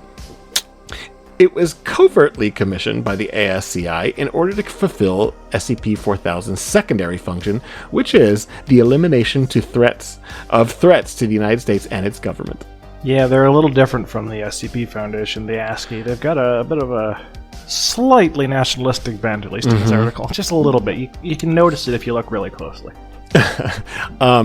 He tries the Emperor, Joshua Abraham Norton, tries for a long time to get in contact with George W. Bush in 2001, and eventually is able to succeed. And the conversation between the two of them is like just the most... If you weren't clear at this point that there was a political bent to this article, then you haven't been paying attention. But the absolutely appropriate viciousness with which it handles George Bush. It's just great. But it ends with George Bush saying, "I don't respond to threats, Emperor. Either you help us or you butt out. This is ordained. This is a crusade, and you're either for it or an enemy." Talking about the war in Iraq and the wars against terrorism. And that... We don't know exactly what his response is. It says that he did not speak further, and George W. Bush was removed from the containment chamber, debriefed, and amnesticized. The return to the White House was without issue. And then it fast forwards 20 years to July 20th, 2022, which is pretty funny, because that's what today is. That's literally today's date. That's weird. I just realized that. The following declaration was found to have appeared on the desks of the president and the members of the O5 command. We, Joshua Abraham Norton I, Emperor of the United States and Protector of Mexico, in conjunction with the assembled spirits hereof do order the immediate and thorough end of the American Empire. Whereas it is necessary, therefore, to order its immediate abolition, refusal to which will result in a formal declaration of war from the assembled spirits and our vast host. However, given a desire to foster peace, we offer you this chance. The transfer of power from this vile engine, being the United States government, to the people of the fair country will be without bloodshed if all demands are met forthwith. Therefore, the office of the President of the United States shall be vacated now. The National Congress and House of Representatives abolished now. The justices of the Supreme Court shall be unseated now. Failure to meet these criteria will not be tolerated by our royal selves. We will no longer be the tool by which your terrible machinations make themselves known. Dictated in the year of our Lord, 2022. Yeah. And then ends with reclassification to Keter pending. Yes, it ends with basically, oh shit. And then that's where it leaves it, leaving you to decide exactly how this plays out. It actually uses code so that it's always the day that you're reading it. Oh, I see. That makes sense. So it's always immediately happening, which is cool. Oh, that's funny. It's very clever. So yeah, I mean, it's this isn't exactly subtle satire, but I don't care because I write victim. It's angry satire, and I like it. It's just it perfectly speaks to the disgusting nature of the American political machinations, and does so in a funny way, which is fucking great. And it absolutely does. I mean, that's the way you do it. Otherwise, it feels like someone's just yelling at you. And this isn't that. This is just a series of ridiculously absurd statements. And it calls America to task not only in the present day but also throughout history, because right. there are some claims made by Norton via the device that the SCP Foundation's footnotes seem to strenuously disagree with, but the reader will immediately go, "Yeah, fuck you, I bet you disagree with it." Like, he basically says, "They used Indian blood in this machine," and the footnote's like, "Yeah, we don't have any records of that." And then the footnote later has to clarify, "No, we also don't have any records of slave blood being used in this machine." It's like, "Yeah, fuck you, I bet you don't. I bet that's not in your records, you fucks." Also, I didn't read part of this, which is the best part. Whereas the government of the United States of America has shown repeated contempt for the sanctity of all human life, namely those of the foreign man, to which we now lay claim in part. Right, exactly. So that's explicitly calling that back too. This is all about theft and murder and lies and deceit, and Norton's not having it no more. Yeah. So, this is a real-life person who is fascinating in real life, and you should go read about him.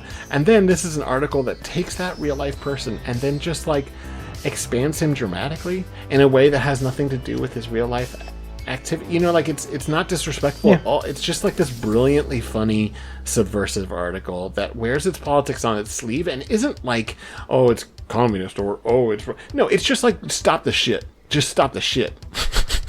Yeah. It's the only serious time that 9/11 has been mentioned in an article that I didn't hate it. Yes. It's Read not, into that it's what not a you- great topic. Read for into us that here. what you will. Anyway, which did we already cover your? I guess we. Yeah, I was first. Okay. Which All means right, so we're moving on to 5,000? SCP-5000. All right, SCP-1000 Contest. The contest was held way back in the distant mists of time in the year of 2019, Was it? apparently. It was right at the end of 2019, so it probably bleeds I over see. into 2020. So the entries were probably posted in 2020 and early 2020. This is the first Kcon entry that I was around for.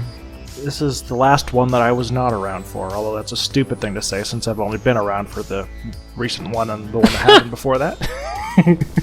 Grigori's slightly older vintage than me as a Yeah. member of the website. Yeah, because I joined in fall of 2019, and I would have participated in this contest, but I was studying for the bar. Yeah, and I knew about SCP the whole time, but I didn't join until June of 2020. Little baby. So what won? Well, the contest theme was Oh, right. mystery, which is a fun theme. Very fun. And very convenient, not convenient, but very apropos title for the winner, SCP-5000. Why? By Tanhoney. And if you haven't heard of this article, I will make another wager about your reading, and I will say that you actually haven't read the SCP Wiki, and I'm very pleased that you've chosen to make your only SCP Wiki contribution listening to our podcast. It's oddly flattering that you would do a thing like that. Everybody else has heard of this article. There are people that do that. I get emails from them. That's so cool. I'm like, Yeah. I like whoever you are. You've got your people of taste. Anyway, this article is at plus 2,739. Oh my god. Yeah, 5,000 kind of blew the doors off. It's very popular. Okay. There's a graphic novel with some gorgeous art. It's a really popular article. And the premise of the article is basically 5,000 itself is a protective suit that appears to have hopped over from another dimension. And it's got a dead guy in it.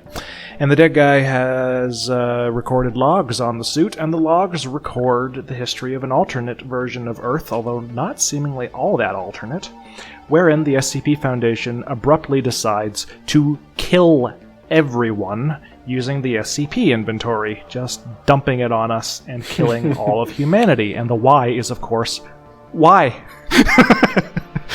And it's in an alternate universe, but there are implications that the things that it's dealing with exist in ours, so of course it's the question of, is this going to happen here? And we're kind of waiting to see. And the reason why I won't go into, it's there for you to read the article, or read declassification of the article, or what have you.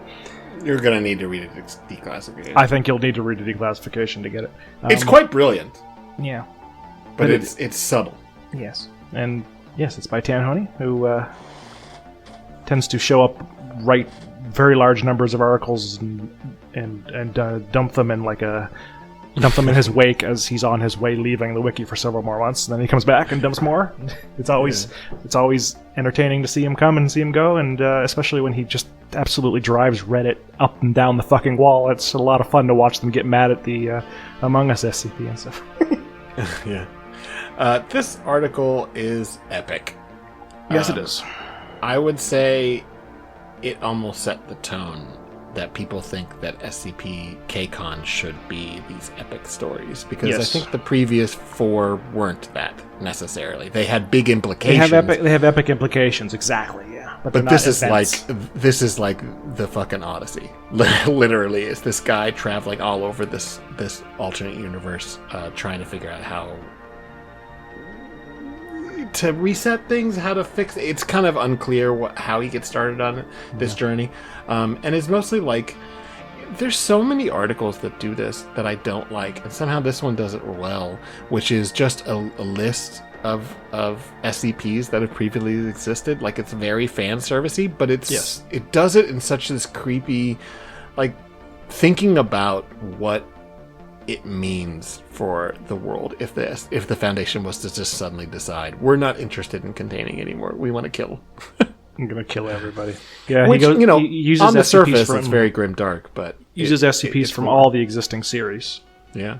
Which is nice. Little callbacks like that, which is appropriate because 5,000 is kind of a milestone. It's like the middle of 10,000. The human mind sees 5,000 and goes, that's a meaningful milestone. So it's good that it looks back on the previous series in that respect. Yeah, totally. And it's also very fan servicey, which is why it's a very popular article offsite as well. And it's not the only one that happened in this contest that became very popular offsite. No. And just to be clear, we're not saying fan servicey as if that's a bad thing. This one is a very interesting harken back to the history of the wiki. We don't think that's a bad thing because that's kind of what we did. Yeah, not totally exactly. Not exactly by any in a different means, way. but we certainly had similar goals, but for different reasons. Yeah, paying tribute to the existing works. It also doesn't lean heavily on CSS themes and images as well. It's the writing and what it includes. Yeah. Which I don't think will be the theme moving forward, honestly. But it's cool that it was able to succeed that well, being largely plain text. Yeah. So I don't think 5,000 particularly needs us to talk it up that much more. Nope. Lots of other articles in this contest that were a lot of fun. And then the odds, I go first. Is that right? I can't remember. I think that's right. Okay. So I'm going to cheat. And I love this choice. I approve of this choice.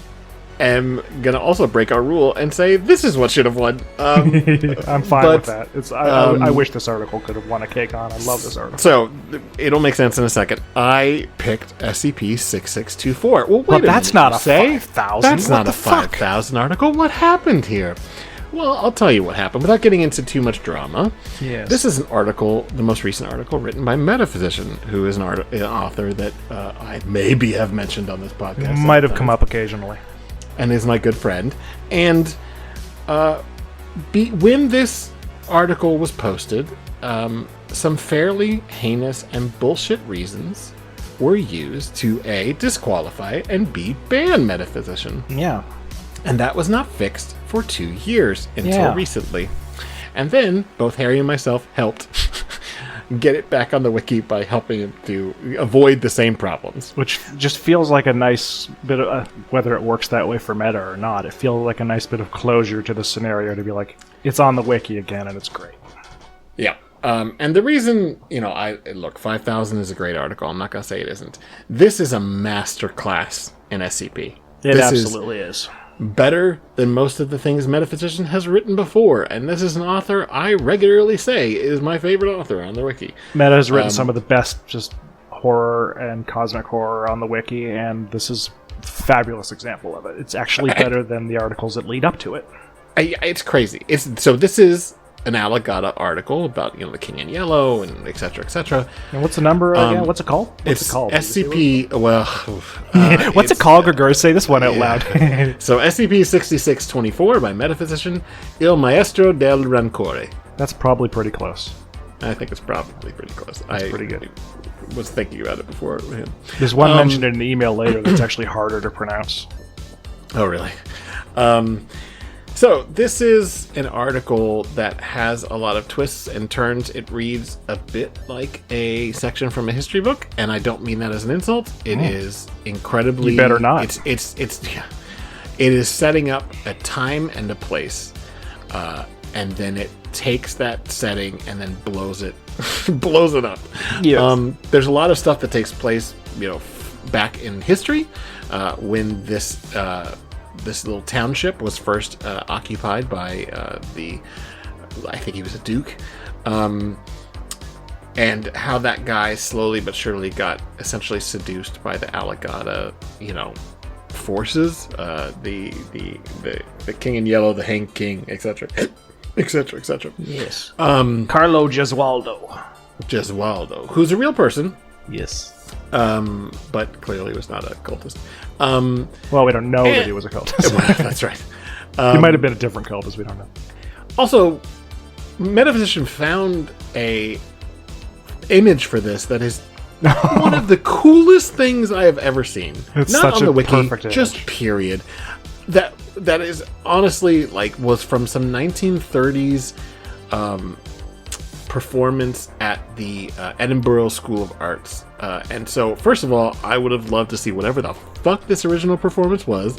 And second of all, it's just the creepiest goddamn thing. So basically, I don't even want to go too deep into it. I just want to say that people should go and read it. It's not short, but it's not incredibly long either. And it's full of haunting imagery. And it's one hell of a creepy anomaly. It's a ride. Because this Gesualdo, by being inspired by the people of Alagada and getting, invested into their wisdoms, decides to start building a musical instrument. This musical instrument is essentially a brass organ, like you would find in a cathedral. But the pipes go like underneath and through the town, like it is, probably kilometers worth of tubing and whatnot. But it also uses a shit ton of human parts, like vocal parts that like actually harmonize when you play it. And it's impossible to play if you're a human being because of so many different controls required. But one of the Dr. Martinelli, inspired by the player piano, began work on a mechanical means of bypassing the anomaly's unprecedented complexity. His invention, the automatic corpore IOP, was completed in 1985. It's supposed to be like corpse and calliope, I think. Finally allowing the Foundation to test the extent of the anomaly's capabilities. Initial experiments were conducted on D-class personnel and observed by researchers via a soundproof chamber, who would later directly analyze and interview test subjects. And then it goes into the most clinical test logs, and it is fucking incredible. Yeah, the instrument has effects, let's say. Yeah, and I'm just gonna read some of these. Yeah. Number one, which is a piece of music titled in English, but it's titled in Italian as well, Anguish and Exile. The effect is listeners develop depressive psychosis, ultimately progressing to catatonia.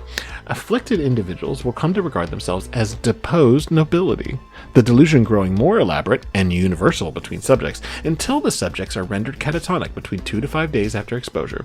Following catatonia, subjects will begin to undergo heterotopic ossification, in parentheses calcification, of the muscle and skin, causing the lips to grossly contort into a frown and the entire body to develop a doll-like appearance.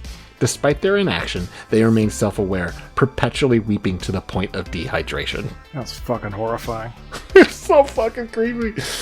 And I love that one because like the second half of it is creepy, bizarre body horror, and the first half of it is a reference to the Repairer of Reputations, the first tale in the King in Yellow, which is the inspiration for Alagada. It's a very well done reference, and I like it. Yeah, it's great.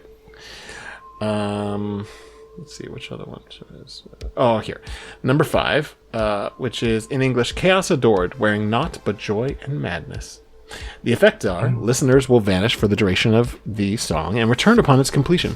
Subjects have no signs of physical injury, but display symptoms of dementia and post-traumatic stress, above and beyond those recorded among the casualties of war and disaster. It is unknown how this occurred within such a short time frame, but interviews suggest that subjects perceived time at decelerated speed wherever they were. Subjects are either unable or unwilling to divulge details about their experiences. Through those still fully capable of speech, save for the common development of severe stuttering, most will only speak to themselves, and what they say is generally incoherent. Which is the best eldritch horror, you see the truth go nuts sort of thing ever. Yep. And then there's a direct reference to 701, which is the Hank King, and it's good stuff. This, and there's a lot more going on here. There's archived Vatican documents and stuff from the Inquisition, and it's brilliant. Yeah, it's some people have tried to contain this well before the Foundation ever found out about it. Well before the Foundation even existed, and they tried to contain it with the usual pitchforks and torches method, and it didn't work out. And the weirdest thing is that maybe this thing has just been waiting for the right time to activate. Right. So, I don't really want to say much more than that because I just think it's like literally one of the best SCPs on the fucking wiki. It's just a massive epic ride. It's so good. It does have adult content, but it is not extreme. Yeah, I'm not. I've read the whole article. I'm not totally sure. I don't think it should have a splash. I don't think so either, but whatever. And the rating is only 182, and I think that's fucking crazy. It needs to be way higher. Seriously. I mean, for one, that is, however, of course, a testament both to its quality and the fact that Metaphysician is still recognized as one of the best authors on the wiki. Because this is, after all, a Series 7 article at plus 182, and that's very good. But it should be higher. Because it's also a Series 5 article. That should be 6. Yeah. So the end of 5. I mean, I know we said at the beginning we weren't going to say what we think should have won, but I don't care. I think this should have won. Yeah, I would have voted for this and all the other ones that I liked, but I would have been hoping for this one. Because it's so fucking creepy, and it makes you go, what the fuck is going on, multiple times. And even though it goes into a lot of detail, there's still a lot of things that are left unsaid that leave you thinking, oh my god, what else is there here going on? And I think Metaphysician has done like 3 articles that deal with Alicata, maybe. And it's incredible the way he has so captured the concept with only a couple articles. Yeah, it's so nuts. Anyway, big fan. Yeah, so I guess we'll do mine now. Are we on mine now? Yeah. All right. What I chose, this article has possibly my favorite title on the SCP Wiki. It's definitely up there. It's a good evocative title anyway. The only thing that would make it like a perfect title is if it was metaphorical rather than literal. And luckily it's a metaphorical title and not a literal title. So it is a perfect title. This is by our friend Jackal Related, who we had on to do the Atari episode. What the fuck are they called? Arcadia? The Arcadia episode. Our friend in Resident Evil. It's SCP-5050, The Dragon of Mittenwald. And we both liked this article so much that when Harry proposed this, the first thing he said was, dibs on 50-50. I think that was immediately what I said, yeah. I'm proposing the episode, I'm stealing this one, I want this one. I mean, I told Jackal, there are 3 articles that I think are incredible that were on this for this contest. There's a lot more than that, but 3 of them that I have gone back to over and over again, and this is one of them. It's insane. It's great. It's a beautiful use of audiovisual media as well. It opens with this just stunning landscape of the German countryside with this very ominous obelisk of a tower just sticking up in the middle.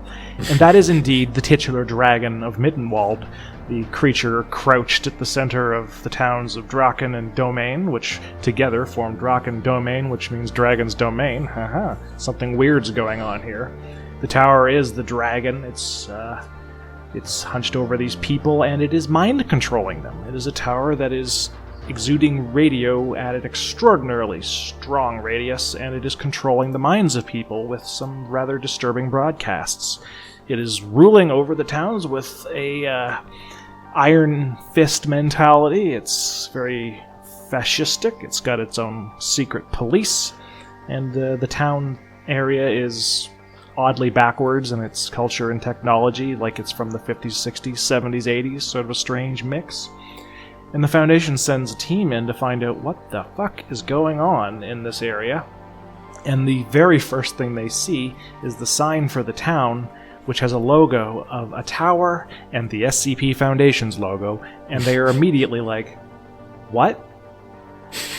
And the article ends up being multiple teams, explorations, and documents. It's presented kind of like, I had the word for this and I completely lost it, but it's a documents arranged in order formatting, and it's the teams looking at the town, talking to the people who live there, who are all to some extent mind controlled by the tower, receiving threatening messages from the tower, which aren't just written in text, but they are actually done with high quality videos, with pixel art and creepy ass audio. They're really, really good, and they're just trying to figure out, what the fuck is this tower up to? Why is it controlling this town?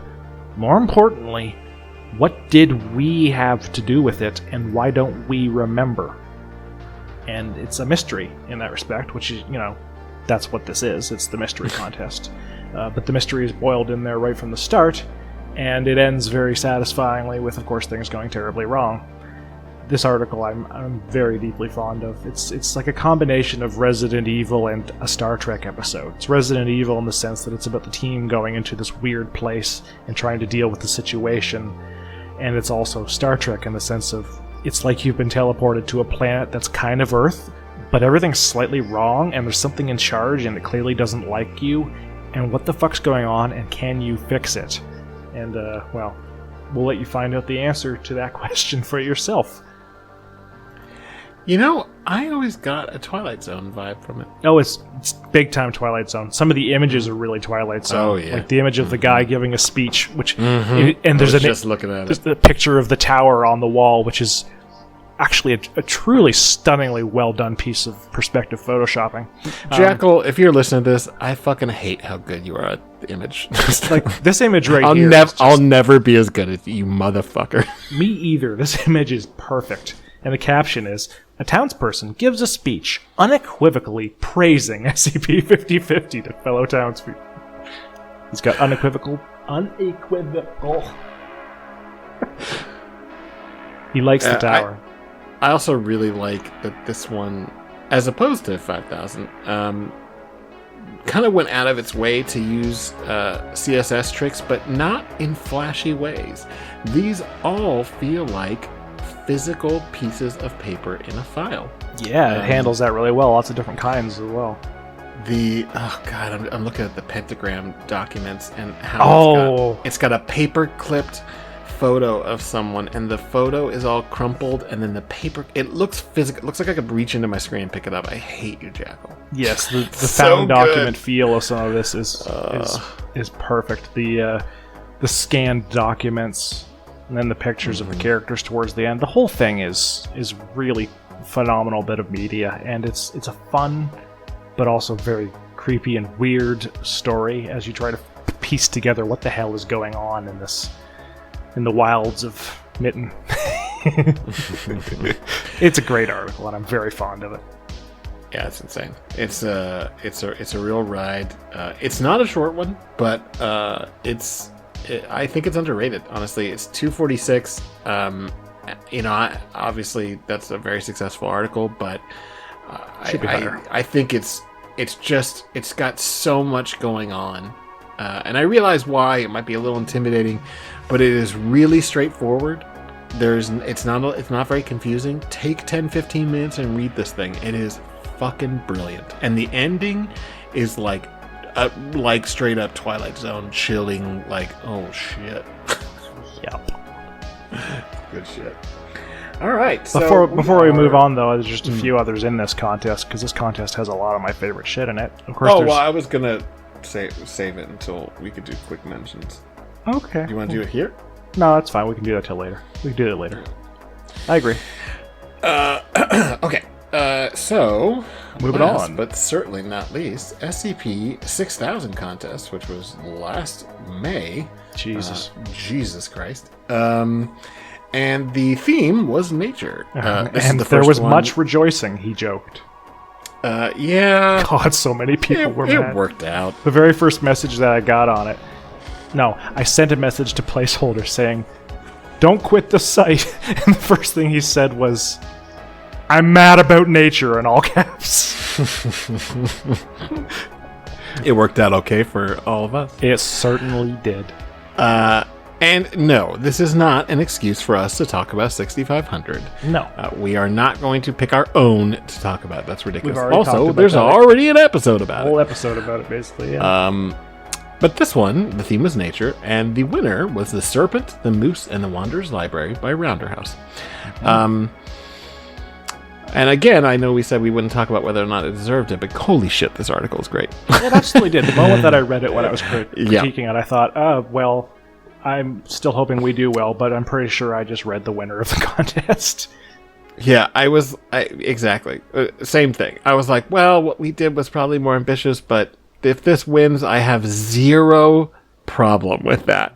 Yeah, it has a very beautiful ending. It's a celebration of the importance of stories. Oh, yeah. And And what more could you ask for there? And it has such a fun gimmick ending that is honestly the direct opposite of what we did. It is so precisely funny. The opposite of us. Not intentionally. It just kind of worked out that way. Yeah. And it's just fucking great. It's a great Fuck article. you, two-rounder.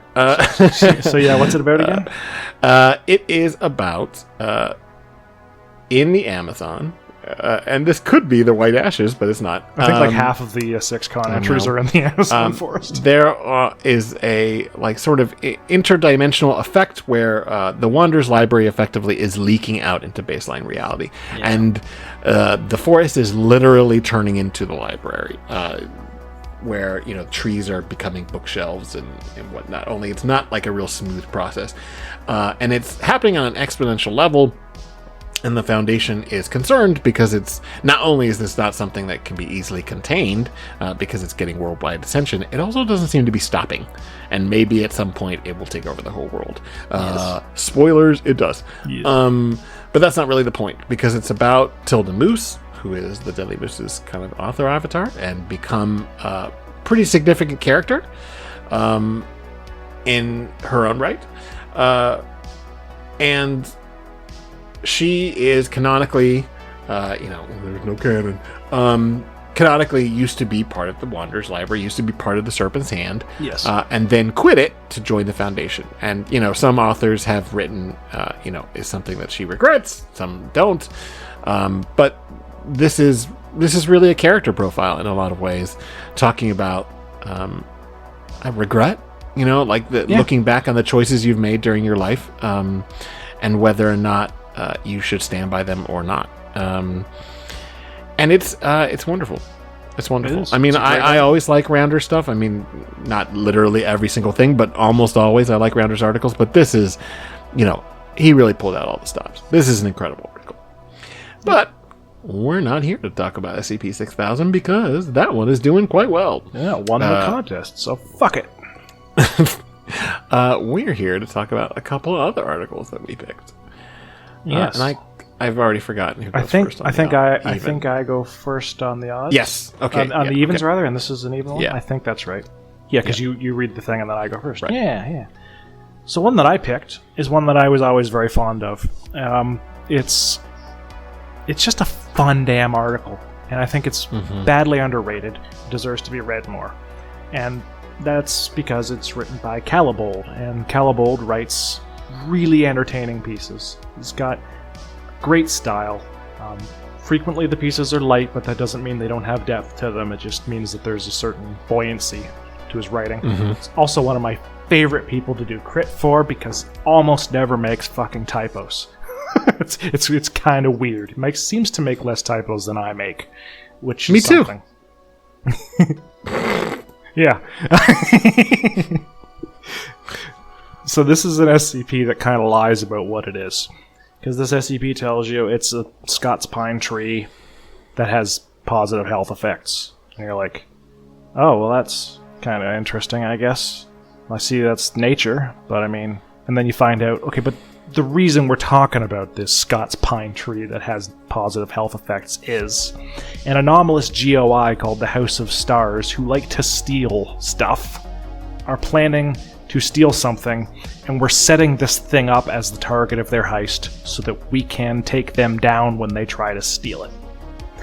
And then the article immediately shifts focus to talking about a heist, which is pretty much an immediate win in my mind.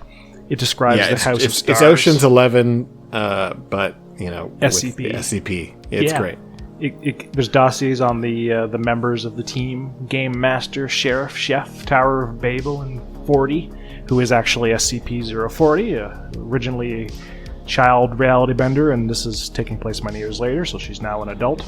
And they're a team who like to get together and steal stuff, and the story twists and turns quite a lot. And I know Cal is planning to actually expand this later on and move on to more stuff, and maybe even his 7-con entry will be related to the House of Stars as well, and he's got at least one article in the pipeline about it.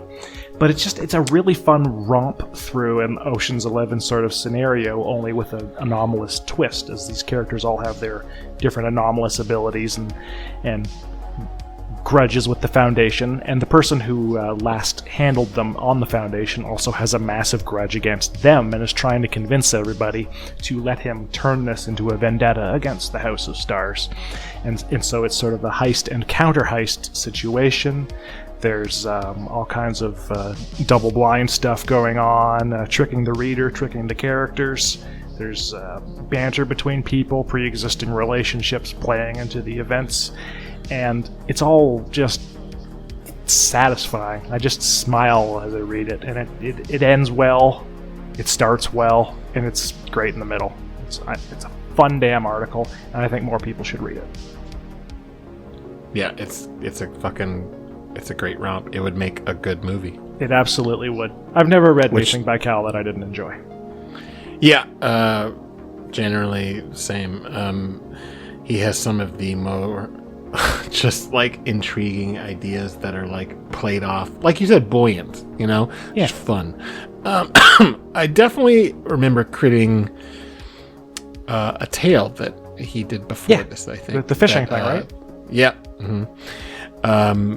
That had these characters. And I know he wants to set them up, and I really look forward to seeing what else he does. But even if there wasn't anything else, this article stands alone in a really great way because this GOI could never have another article, and it would still make perfect sense here. It just really, it's like Ocean's 11. It's terrific. Yeah, a heist episode is always a good thing. I think you add heist to pretty much anything, it improves it. Yeah. It's a good story. It's got good characters. It's got good language. It's really high quality stuff. And it's also... because it's Cal's. It's a decommissioned article, meaning it's a vehicle partially for the decommissioning department, which is Cal's baby. Yeah. His author avatar, Director Calvin Bold, is the leader of the decommissioning department. Cal brought back the concept of decommissioning as a thing that gets done in universe whenever things are just too damn dangerous to keep around, whereas, of course, in the olden days of 2008, it was an excuse for established authors to write shitty kick you while you're down stories about people who had failed articles. Cal turned it around completely and made it be the focus of the article is why would we get rid of this thing in universe? And this is the SCP Foundation trying to decommission the House of Stars. And it's great that he comes from a place of honest, earnest desire to be fun, and he's just a great guy, and he takes this idea that was originally created to basically bully failed authors and goes, why don't we make something good out of this? And that's what the decommissioning department is. So I would always recommend people read Cal's stuff. It's good. Yep. I was a big fan of his even before we worked together on the Canren contest, but yeah, we're all good friends. Yeah. Okay, so I picked another one of our friends' articles, but not because he's fuck my friend. You, it's our podcast. We do what we want. Well, that, but also because I fucking love this. This is a good article. SCP-6996 Does the Red Moon Howl? Spoiler, it does. Yeah, by Dissidron, who was my co-author on the first victim article. In general, I feel like, and people have jumped down my throat about this, I think Dissidron is really underrated. Yep. His articles often do well. This one's 359, but they should be better. They're just stellar. They're elevated beyond what we normally see in articles, and I think this one is incredible. I'm kind of blown away that it didn't do better in the contest. It's just nuts. It starts in this really, really basic sense that this is about the color red, that the color red is actually an anomalous force reaching into our universe from someplace beyond, that has the ability to elicit strong emotional reactions in those who observe it. Does a really good job of making connection to classic articles the way that 5000 did, in that yes. There are different taxonomies that are connected to the color red, and then basically draws a line of connection between violence, blood, and power. Those are the taxonomies for these different SCP objects, including SCP-093, the Red Sea object. And yes, all of these articles will have something to do with quote-unquote red, but they are more... the way that this article connects everything, this is one of those articles that is true of the best Kcon entries and also true of the best 001s, that reframes the way the wiki works. I don't mean that like it has to be accepted in part of your understanding of the wiki lore.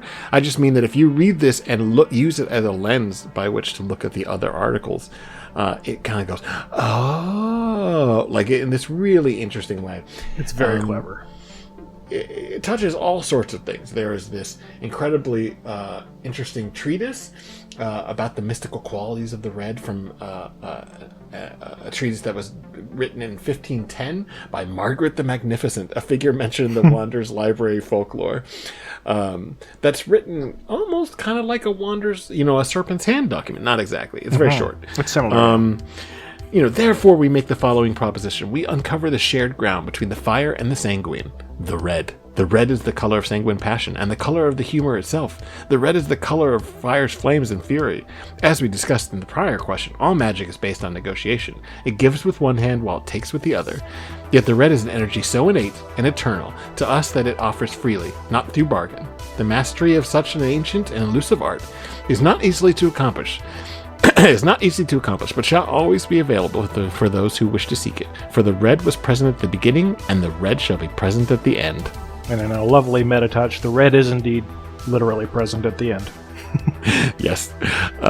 It opens with an image that is just a block of the color red. It's like almost a meta joke on the formatting that you see.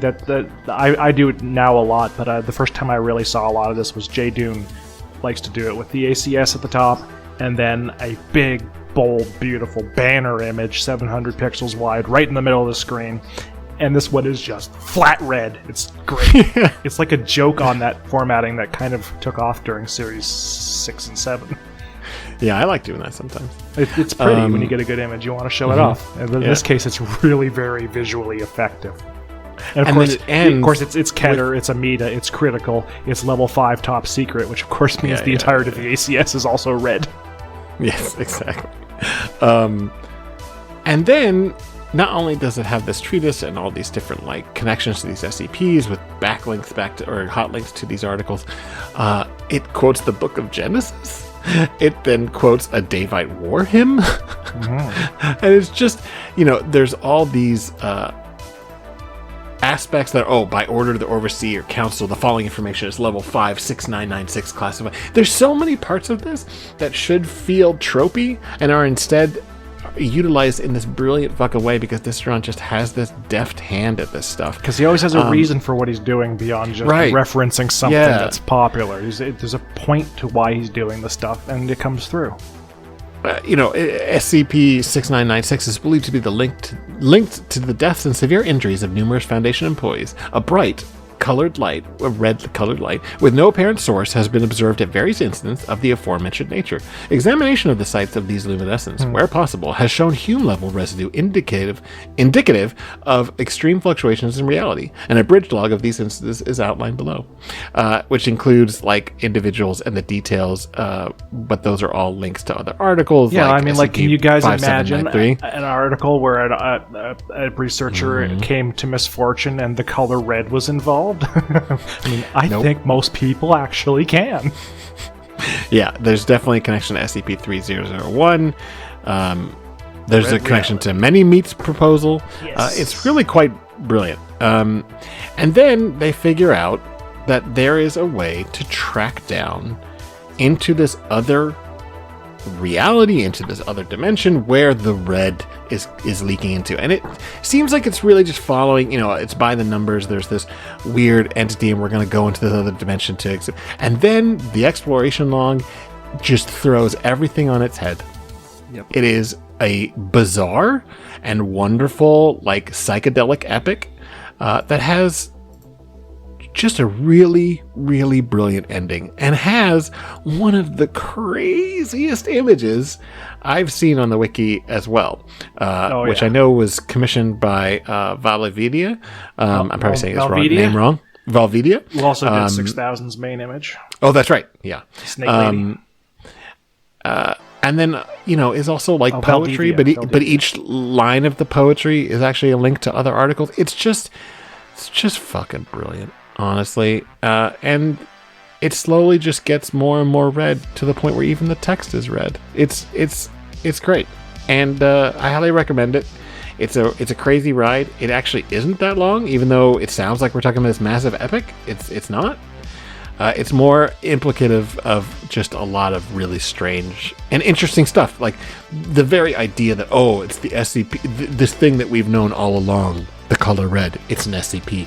I immediately, when someone tells me an idea like that, kind of roll my eyes a little bit. And this one just perfectly, I can't even believe that he made this work. Yeah, I can't because it's him, but... Because it's him. It gets to 2001 A Space Odyssey kind of levels. It's great. Big fan. That is actually a really good comparison. The ending is very similar to 2001. It's that sort of vibe. It's a really good article. I guess we are down to some quick mentions. You said you wanted to mention something that was from the 5000 contest? Oh yeah, well, the 5000 contest has quite a few deathless, just legendary articles in it. I think probably the main one I would want to mention, Ip's combination crazy article and Twine game SCP-5500, Death of the Authors, which fucking brilliant, which gave him just endless amounts of grief as he worked on it, and I think he still feels pretty negatively towards it, but it's a terrific article.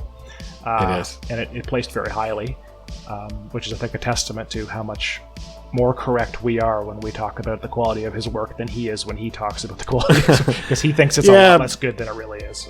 But I get it. I'm similar. So. Yeah, it's better than the alternative. It's better than being the other way and talking yourself up too much. SCP-5999, This Is Where I Died, by SD Locke, The Sherm, Volkenstrife Wodenaz, and Modern Erasmus, which is basically the precursor, in a sense, to our project with Locke, SCP-6500. It's an anthology of weird, creepy stories that seem to have similar elements and some things that are through lines, but you don't quite understand why they're connected, and this kind of ticker of candles being snuffed is reminding you as you read that something is approaching. And it's just a very eerie and creepy article that has an ending that completely recontextualizes everything that went before it. It's a beautiful piece of work. Yeah, I just wasn't going to bring it up because it's just so, well known. But yeah, 599 is fucking incredible. And I've told Locke and Sherm this multiple times that it is one of my favorite things on the wiki, period. It's a beautiful piece of work.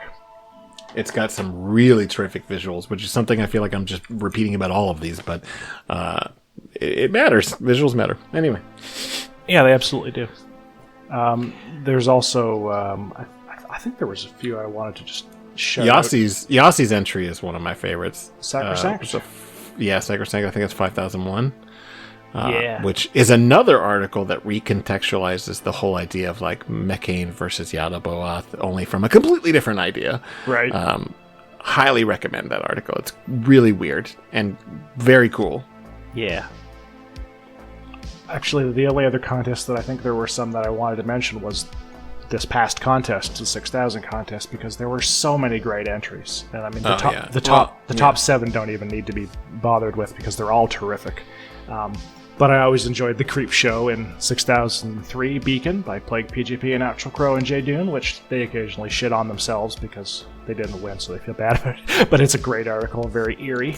I'm also a article. Huge fan of 6004, The Rainbow Serpent by Dr. Balthazar, which is basically just kaiju that's really mad about environmental degradation, and the way that it expresses its anger is just by, in the pissiest way possible, murdering all of us. And it's really funny. My favorite part about it is funny, but it is. It is very funny. Yeah. It's funny outside of its own context. It is, like many articles, dealing with the end of human civilization. Only as opposed to it decides to break down exactly how that happens. Yeah. And it is literally just a kaiju fucking shit up, and it's fucking great. You keep expecting the next scene is going to be an explanation of how they fought it, and even when it is, it's an explanation of how they ineffectually fought it. It smashed the thing that was fighting it, and then it just killed a bunch more people. And it's specifically snapping up politicians who failed to arrest climate change and shit. It's just such a fucking funny because it's just rage against humanity, and it's so justified. It's funny, because you're just like, oh my god, it's still going. Oh my god, it's still killing everybody. It just keeps going. It's so fucking angry. It's funny. I really, really liked Cascadia by Tufto as well, which is 6005. Absolutely. God, there's so many. You know what? We can't. No, we can't even. The 6000 contest was amazing. Yeah, there were there's more entries so than many any other articles. contest, and they were so good. The top 20 are just all so incredible. Fucking The Emergence by Respectators and Pentagon. I love that one. It's Underrated like, as fuck. I didn't think I was ever going to read a fourth interpretation of the Church of the Broken God, and yet here it is, and it was a really good one. Yeah, I mean, there's so many. And fucking The True Empire, which we've already talked about in the David episode, just fucking nuts, by Stormbreath and A.S. Mallard. And then there was Nearer My God to Thee, which just would not stop being directly in front of us during the whole contest. We could How not, dare you, Eleni? Just like How dare you? by Eleni Fishtruck, just staying several votes ahead of us, or like 20 or 30 votes, just for the whole fucking contest, because it was just so punchy and to the point on an emotional level. Yeah, It was a great contest. Which I will say, I'm still incredibly blown away by the fact that at the end of the contest, it was only 16 points ahead of us. And, I know. And ours is 95,000. And Big Sloth on my face was one vote below us. I know. I'm sorry. Sorry, Big Sloth. I'm not sorry. But No, I'm sorry. it was an amazing placement. Honestly, any of these articles, they could have been in first place and would have been like, yeah. But I'm super happy with 6,000 as the winner. And I'm happy that we got sixth place with something that should have been box office poison. Yeah, 45,000 words long, and then 95,000 words long, and we still got that many votes. That's pretty great. So all in all, it was a great contest. So this next adjusted for contest will hopefully be inflation, adjusted for inflation, it's got like 5,000 votes. Anyway, good. It's at 584 right now, which is incredible. it's crazy. Yeah. So a couple that I wanted to mention. One for the SCP-3000 contest, which is Attempts to Assassinate Thought by May D. Yeah. Not going to go into a lot of detail with this because it goes places, but it's basically starts with a sort of a shared memory of a little girl and people being completely sure that they are that they were childhood friends with them. And it seems to happen, it's like a mimetic problem, and it's mostly happening through a person-to-person contact in the, I believe, Illinois prison system. And then it starts spreading outwards, and the Foundation is trying to figure out what's going on. And there are multiple iterations of the article. It's one of those ones that does list pages really well. It is also mostly text. I don't think there are any images. I could be wrong. It's a bit of a longer, it's not like super long, but it just if you don't know what this is, do not look it up. Read 3002 just blind as you can. And because the way it starts with the way versus what happens by the end is so like, what the fuck? It's incredible. And the other one I wanted to mention, which is a really fun article in and of itself, but is probably the smartest, at least in my opinion, smartest format screw ever, which is SCP-4500, Socratic Containment Procedures. And anyone who has read anything about philosophy or ancient Greek philosophy is probably aware of the Socratic method, which was asking questions of his students. And then afterwards, Plato wrote several of his most famous philosophy books as dialogues based on that teaching. Yes. So we think we know how Socrates would have written books, but Socrates never wrote a book, so Plato could be all making it up. Who fucking knows? But this article is set up such that you are clicking on questions read by the reader, and then the narrator answers it, which is how these dialogues often work. It's clever. Reader, what is the designated number of the item in question? Narrator, the designated number of the item in this question is 4500. Reader, what is the safety class of the item in question?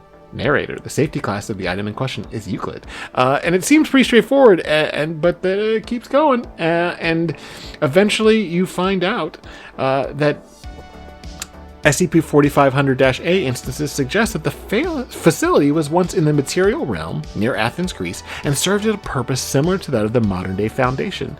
It's literally containing Greek myth. And the examples of SCP-4500-A, which are little dialogues in the same fashion. What is the designation? The designation is Pi Alpha Nu. And what is the threat it presents? The threat of iron. What is the method of constraint? Etc., etc., etc. And then adding in, under no circumstances will Scholar Pandora be allowed to access Pi Alpha Nu. Oh, wait a minute. Pandora?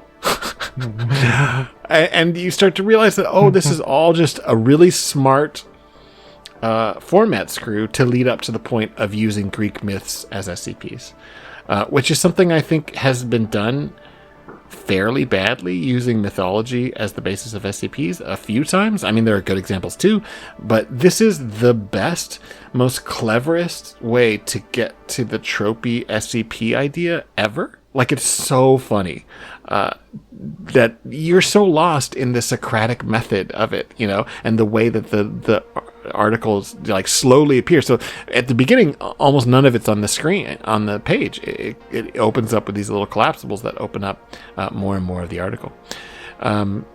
It's fucking brilliant, and I'm just so impressed by it's the most unique format screw in my opinion, because it's not trying to mess with your ability to read it. It's telling a straightforward story. It's just doing it in the Socratic method, which is fucking hilarious. And the idea of Socratic containment procedures is so funny. That's literally what it's about. This is how it's contained. It's the Platonic ideal. It's beautiful, isn't it? That's so good. I mean, the Kcons bring out some of the best writing on the site, and we've known that for a long time. When Day Breaks by SD Locke was a Kcon entry that Locke then took down and redid as a 001 proposal. It's articles that everybody knows were Kcon entries.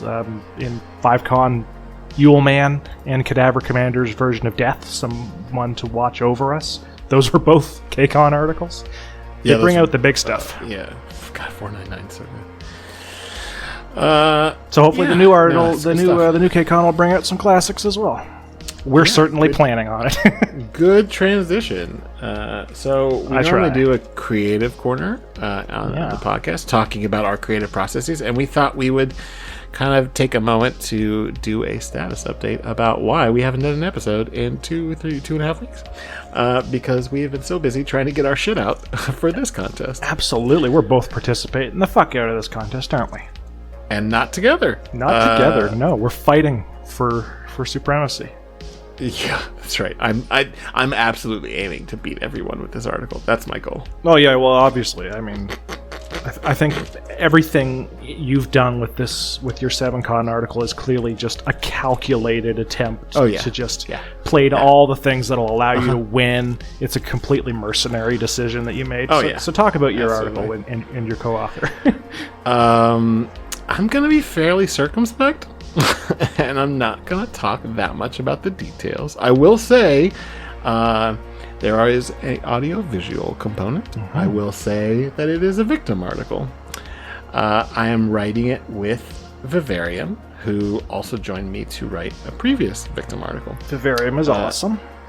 Yeah, and originally, because I've just been working so much and barely keeping up on things like the podcast and writing other projects, I was going to sit this contest out. I was just going to be like, look, even before the contest theme was revealed, I didn't know if I was going to have the time. And then the day that the theme was revealed, it was actually Sumerian was sitting in one of the Discords, I don't remember what, and Vivarian happened to be there as well.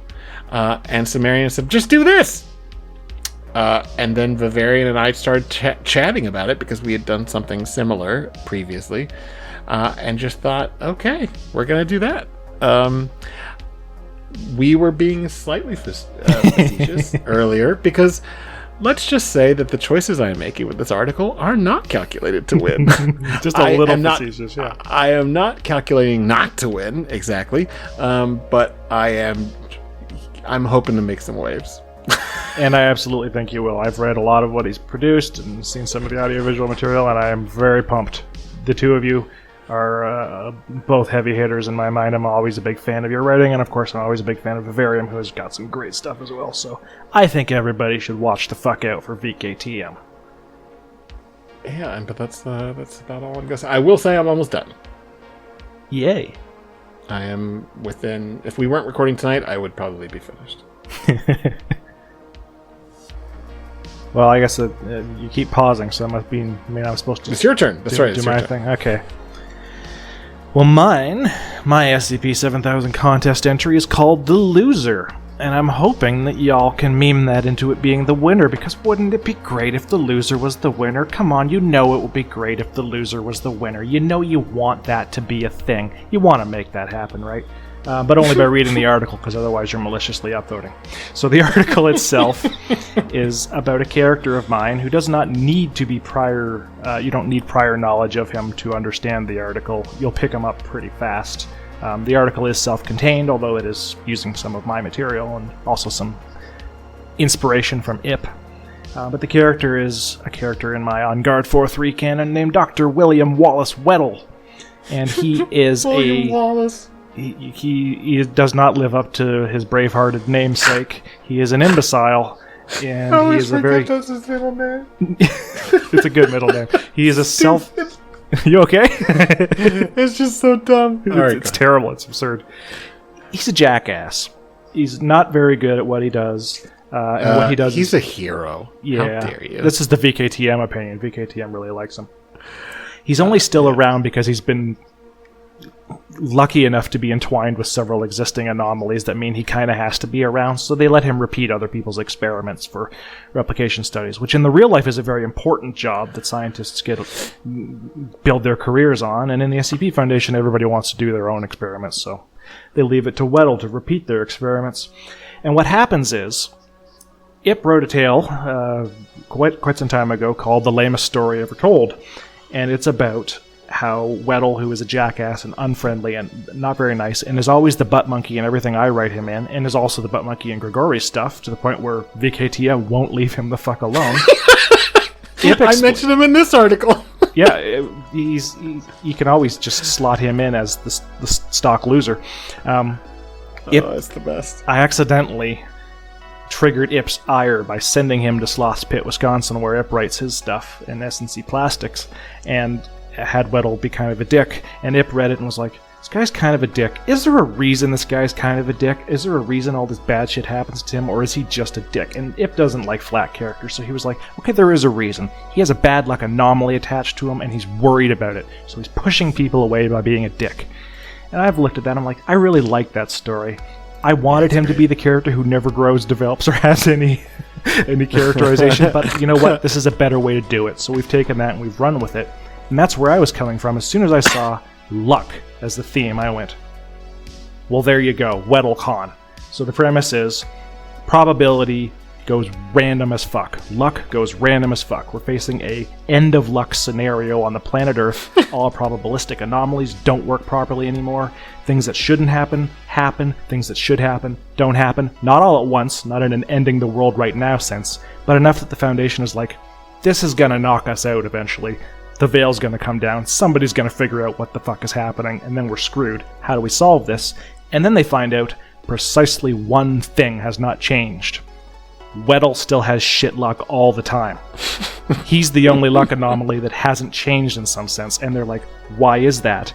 And the article ends up being them attempting to weaponize the fact that Dr. Weddle is a bad luck sink who attracts all the bad luck that happens in the area, and they try to use him in order to regain some sort of sense of normalcy while still trying to find out why is luck all fucked up.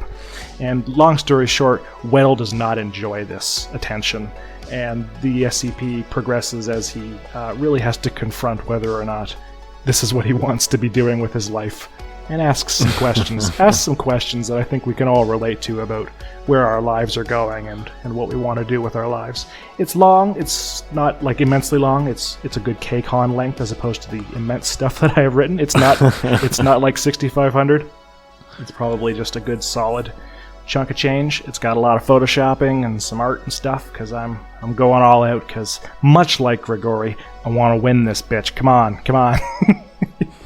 I'm so not trying to win this. I am so trying to win this. I would love if I won it, but mostly because I think that would be the fucking funniest thing ever. It absolutely would. So I'm pulling for Grigori and Vivarium, but I want to win. I tell you, it's funny. I've been putting some of it on Twitter, and by my standards, I've been getting good reactions. So I think we can be a contender until somebody bigger just knocks me completely the fuck out of the park, or some random person from nowhere comes in and pulls a big sloth on my face, which I would honestly welcome.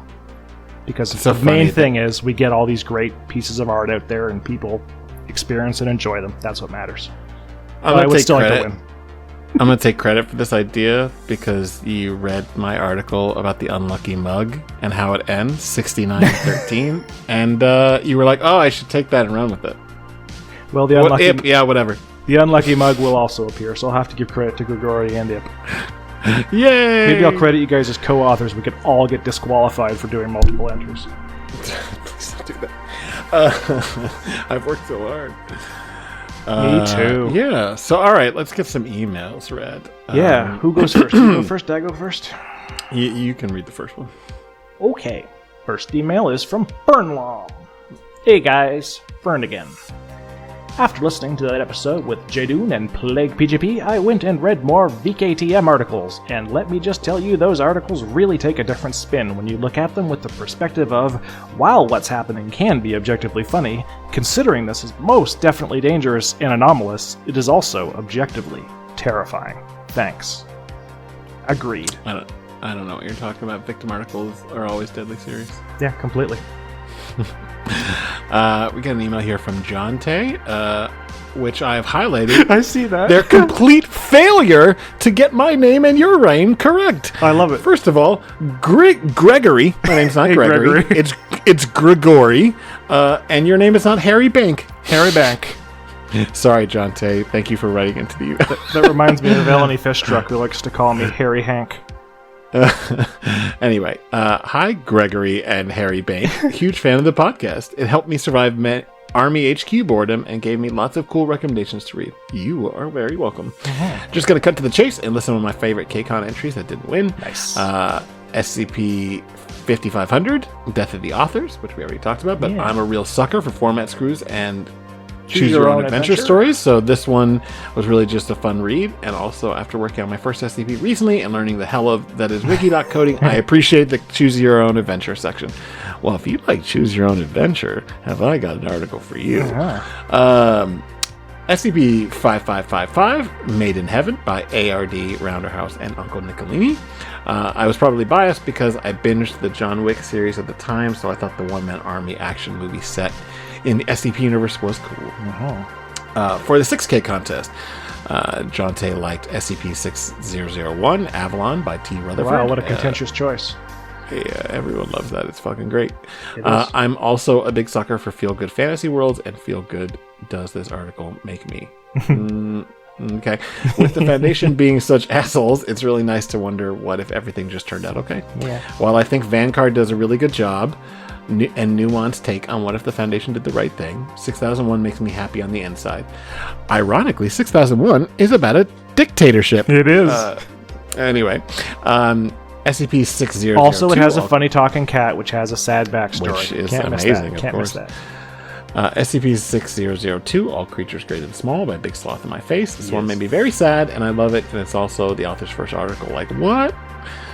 That's all. Hopefully I didn't gush too much. Sorry, guys. Have a good one. Well, thank you for writing in. I'm sorry for making fun of you, but also that's not my name. But also, it's what we do. All right, Gregory. So I'm reading the next one. The next one is by Guare. Oh, don't get it started. It's Grigori. God damn it. Sorry, Gregory. What was that? 7K Con is the first. Read who it's from. I did, you jackass. You were just I just talked over it. You were just too busy being upset about being Gregory, which you are now. It's by Guare. Our good friend Guare. Friend of the podcast, Guare.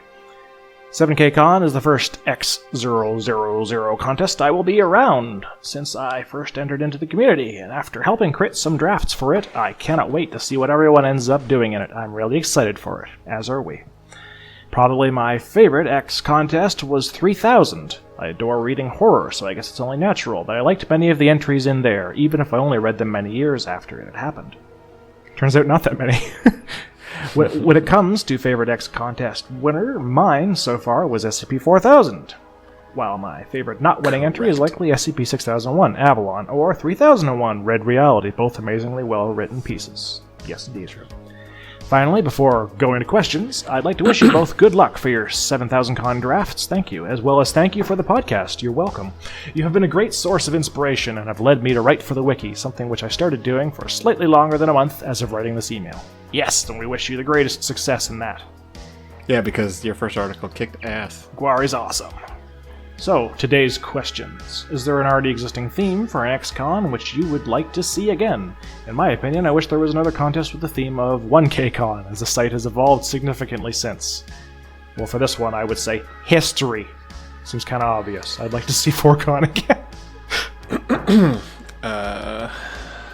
No. What XKCon theme did you like the most? History. No, not really. I like the last one, honestly. No, you know what? I fucking like this one. Eat shit, everybody else. I like this contest theme. I don't know which one I like the most. I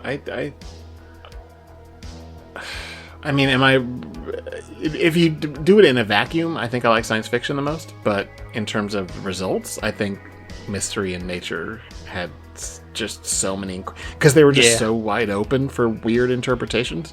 Yeah, I think the Kcons have gotten better as they've gone along, so yeah. Yeah. I mean, I think luck is a little strange, but I think it's interesting. I'm excited to see the unique takes on it.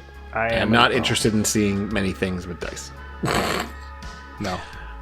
SCP-1000 is the concept of luck. What is your favorite XK contest winner? You probably already answered this in the episode, but just in case. I'm not really sure we did. Your favorite of all the winners? For me, it's 1000 and 4000. Yeah. Like, without a doubt. Like, just period. I love them both very much. Yeah, they're both really good. I would probably say either 4000 or 6000. I really liked 6000, and I also... Oh, yeah, 6000 is great. I also critted 6000, so I feel invested in it. But probably 6000 for me. But right. We all group identify with the things that happen around our time as well, so there's an element of that. That's right. Gizma writes, greetings from Giza. 6Kcon was the first one I experienced as a member of the community. I didn't have an account back then, though. Shame. I'm excited to experience 7Kcon now that I'm even more on site. I'm also really looking forward to the many great articles that will come out of it. I'm rooting for you both, obviously. You can only pick one of us. You can't root for both of us. It's illegal. No, actually, you can. I did a whole lecture at the beginning of saying you can root for both of us. But I'm sure there'll be plenty of authors putting out some very cool stories. As for past non-winning entries, well, I can't not mention Inevitable, still one of my top favorite articles. Great job. Thanks. I was also very impressed by All Creatures Great and Small, an amazing debut, and Bisloth on my face has kept going strong after it. Yeah, it's fucking incredible. Damn right. Avalon was great too, good story. Gotta respect the Aussie Posse for 2 great entries. Sank with an amazing story, and then The Joke is Sex is a shitpost truly worthy of the 6969 slot. Yep. Nearer My God to Thee was a great article, but it's a shame the music itself has its quality butchered by the player. Yeah, the on-site music player is not fantastic. Yeah. Nope. And here's a question. In the event that you don't win, do you already have preferred slots you want for your entries? If yes, is there any specific meaning in these? No. Yes. Next email's by Crowcat. Sorry, I don't have a better answer for that. Though. We live in a society.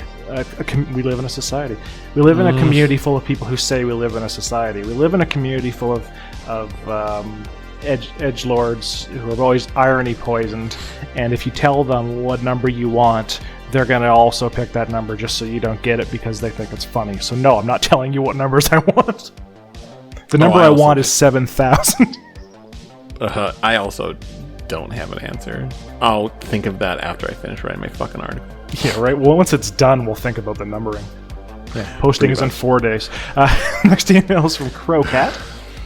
Hey there, it's Crowcat. I hope this email isn't too late. Can't wait to listen to the episode. Spoilers, it wasn't too late.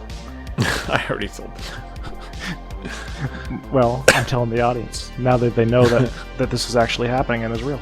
My favorite non-winners from past contests. Let's see. Oh man, I feel like there's too many to list. Then goes on to attempt it anyway. I'll keep it short by limiting myself to 1 SCP per contest. Good job. For 1K, they chose the Nevadan Extraterrestrial by Solomon Corbett. Hey, represent. A fun short article involving aliens and conspiracy theories, which I'm a sucker for. God. How do you say the next one? I told you there was one coming up, didn't I? Oh, I'm not. In Kcons, it was SCP-2222, Meshk Mernin Shorptum Bordhosbun V7 by ACC-1177. Spooky alien stuff is my jam, and this has plenty of it. It's about an airlock and a space station that reverses things that go in it, mainly words and bodies. I have also looked at this one. It's pretty crazy. It's very crazy. I consider doing that one. Sounds cool. This is actually the answer that I would have given if somebody had said, what's your favorite non-winning Kcon entry? I really like this one. 3005, A Light That Died by Silberesher, which I think we did talk about on the 5th Ism episode. This one's so crazy. Surreal, mysterious, yet coherent in ways. Coherent in ways is a good way to describe 5th Ism. I think this was the article that really hooked me on 5th Ism, now one of my favorite GOIs. Orcon. It's one of your favorite GOIs. What's wrong with you? I'm just kidding. Bastard. Forcon. There are so many bangers here, but I gotta give a shout out to 4591, 20 text messages by Phyla Young. A wonderfully crafted story about places erased from reality by, well, I won't spoil it. Wink. I don't know that one. Neither do I. We're learning things. Yes, spoiler alert, we didn't actually read all roughly 400 entries in all the contests. I read everything in one con, and I kind of regret doing it, but the later cons are better. 5000. SCP-5012, There Is No Escape from the Bottomless Pit by Uranium Empire. A super cool mystery set in my favorite canon on Mount Golgotha. Really engrossing atmosphere. That article kicks ass. It's Uranium Empire, what do you expect? Yeah. And finally in 6Con, SCP-6006, Theseus by City Toast. I love this one, a rabbit hole-esque story that had me hooked from the moment I first opened the page. Also, a while ago I posted my first article to the site, and while I was writing, I kinda had you guys in the back of my mind. Me too. I always tried using some of the writing advice you guys talked about, particularly regarding interviews. I'm decently proud of how it turned out, and I wanted to mention it here because I feel like you guys might like it, given what you guys have said you enjoy in SCP articles. It's 6426, Vampire Boat. What a great title. It's a fabulous title. Good luck on the contest. No joke. I'm laughing, but it's genuine. I think that's a great title. That's a terrific title. I love it. Vampire Boat. 6426. Read it. Oh my god, and he ended with good luck on the contest. Good luck on the contest. Well, now I'm not reading it. I'm just kidding. That's great. Yeah, so we're gonna get out of here because we got shit to do for the contest. Yeah, but, I don't even have the creativity left in me to come up with a funny thing to say at the end. I'm so pouring it all into the contest. Oh wait, I do actually. Never mind. Nice. But carry on. The email, if you want to write us an email, and it doesn't have to be on the subject we're talking about. I do tend to tweet it out ahead of time, but send us investment opportunities or porn or whatever. Yeah, but no. Grigori's the only one who checks the email, so I don't really care what you send to it. You can ask us questions about anything SCP or anything related to nerd stuff. You want to write a whole email about 40K? I'll fucking read it. Anyway, Grigori will read that. He's apparently read 20 40K novels. I am on my 20th novel in 40K universe. I finished the 19th yesterday. Anyway, the email address is simplycreativpeople@gmail.com. The show's Twitter is SIMCREAT. My Twitter is @Grigori Karpin. And I am @Harry Blank, SCP. And I think we're going to get the fuck out of here. So say your funny thing. WeddleCon. Oh yeah, no, it is WeddleCon. 100%. WeddleCon. Weddle is Bestel. WeddleCon. That reads better than it writes. Anyway, just like me. All right, bye. Bye.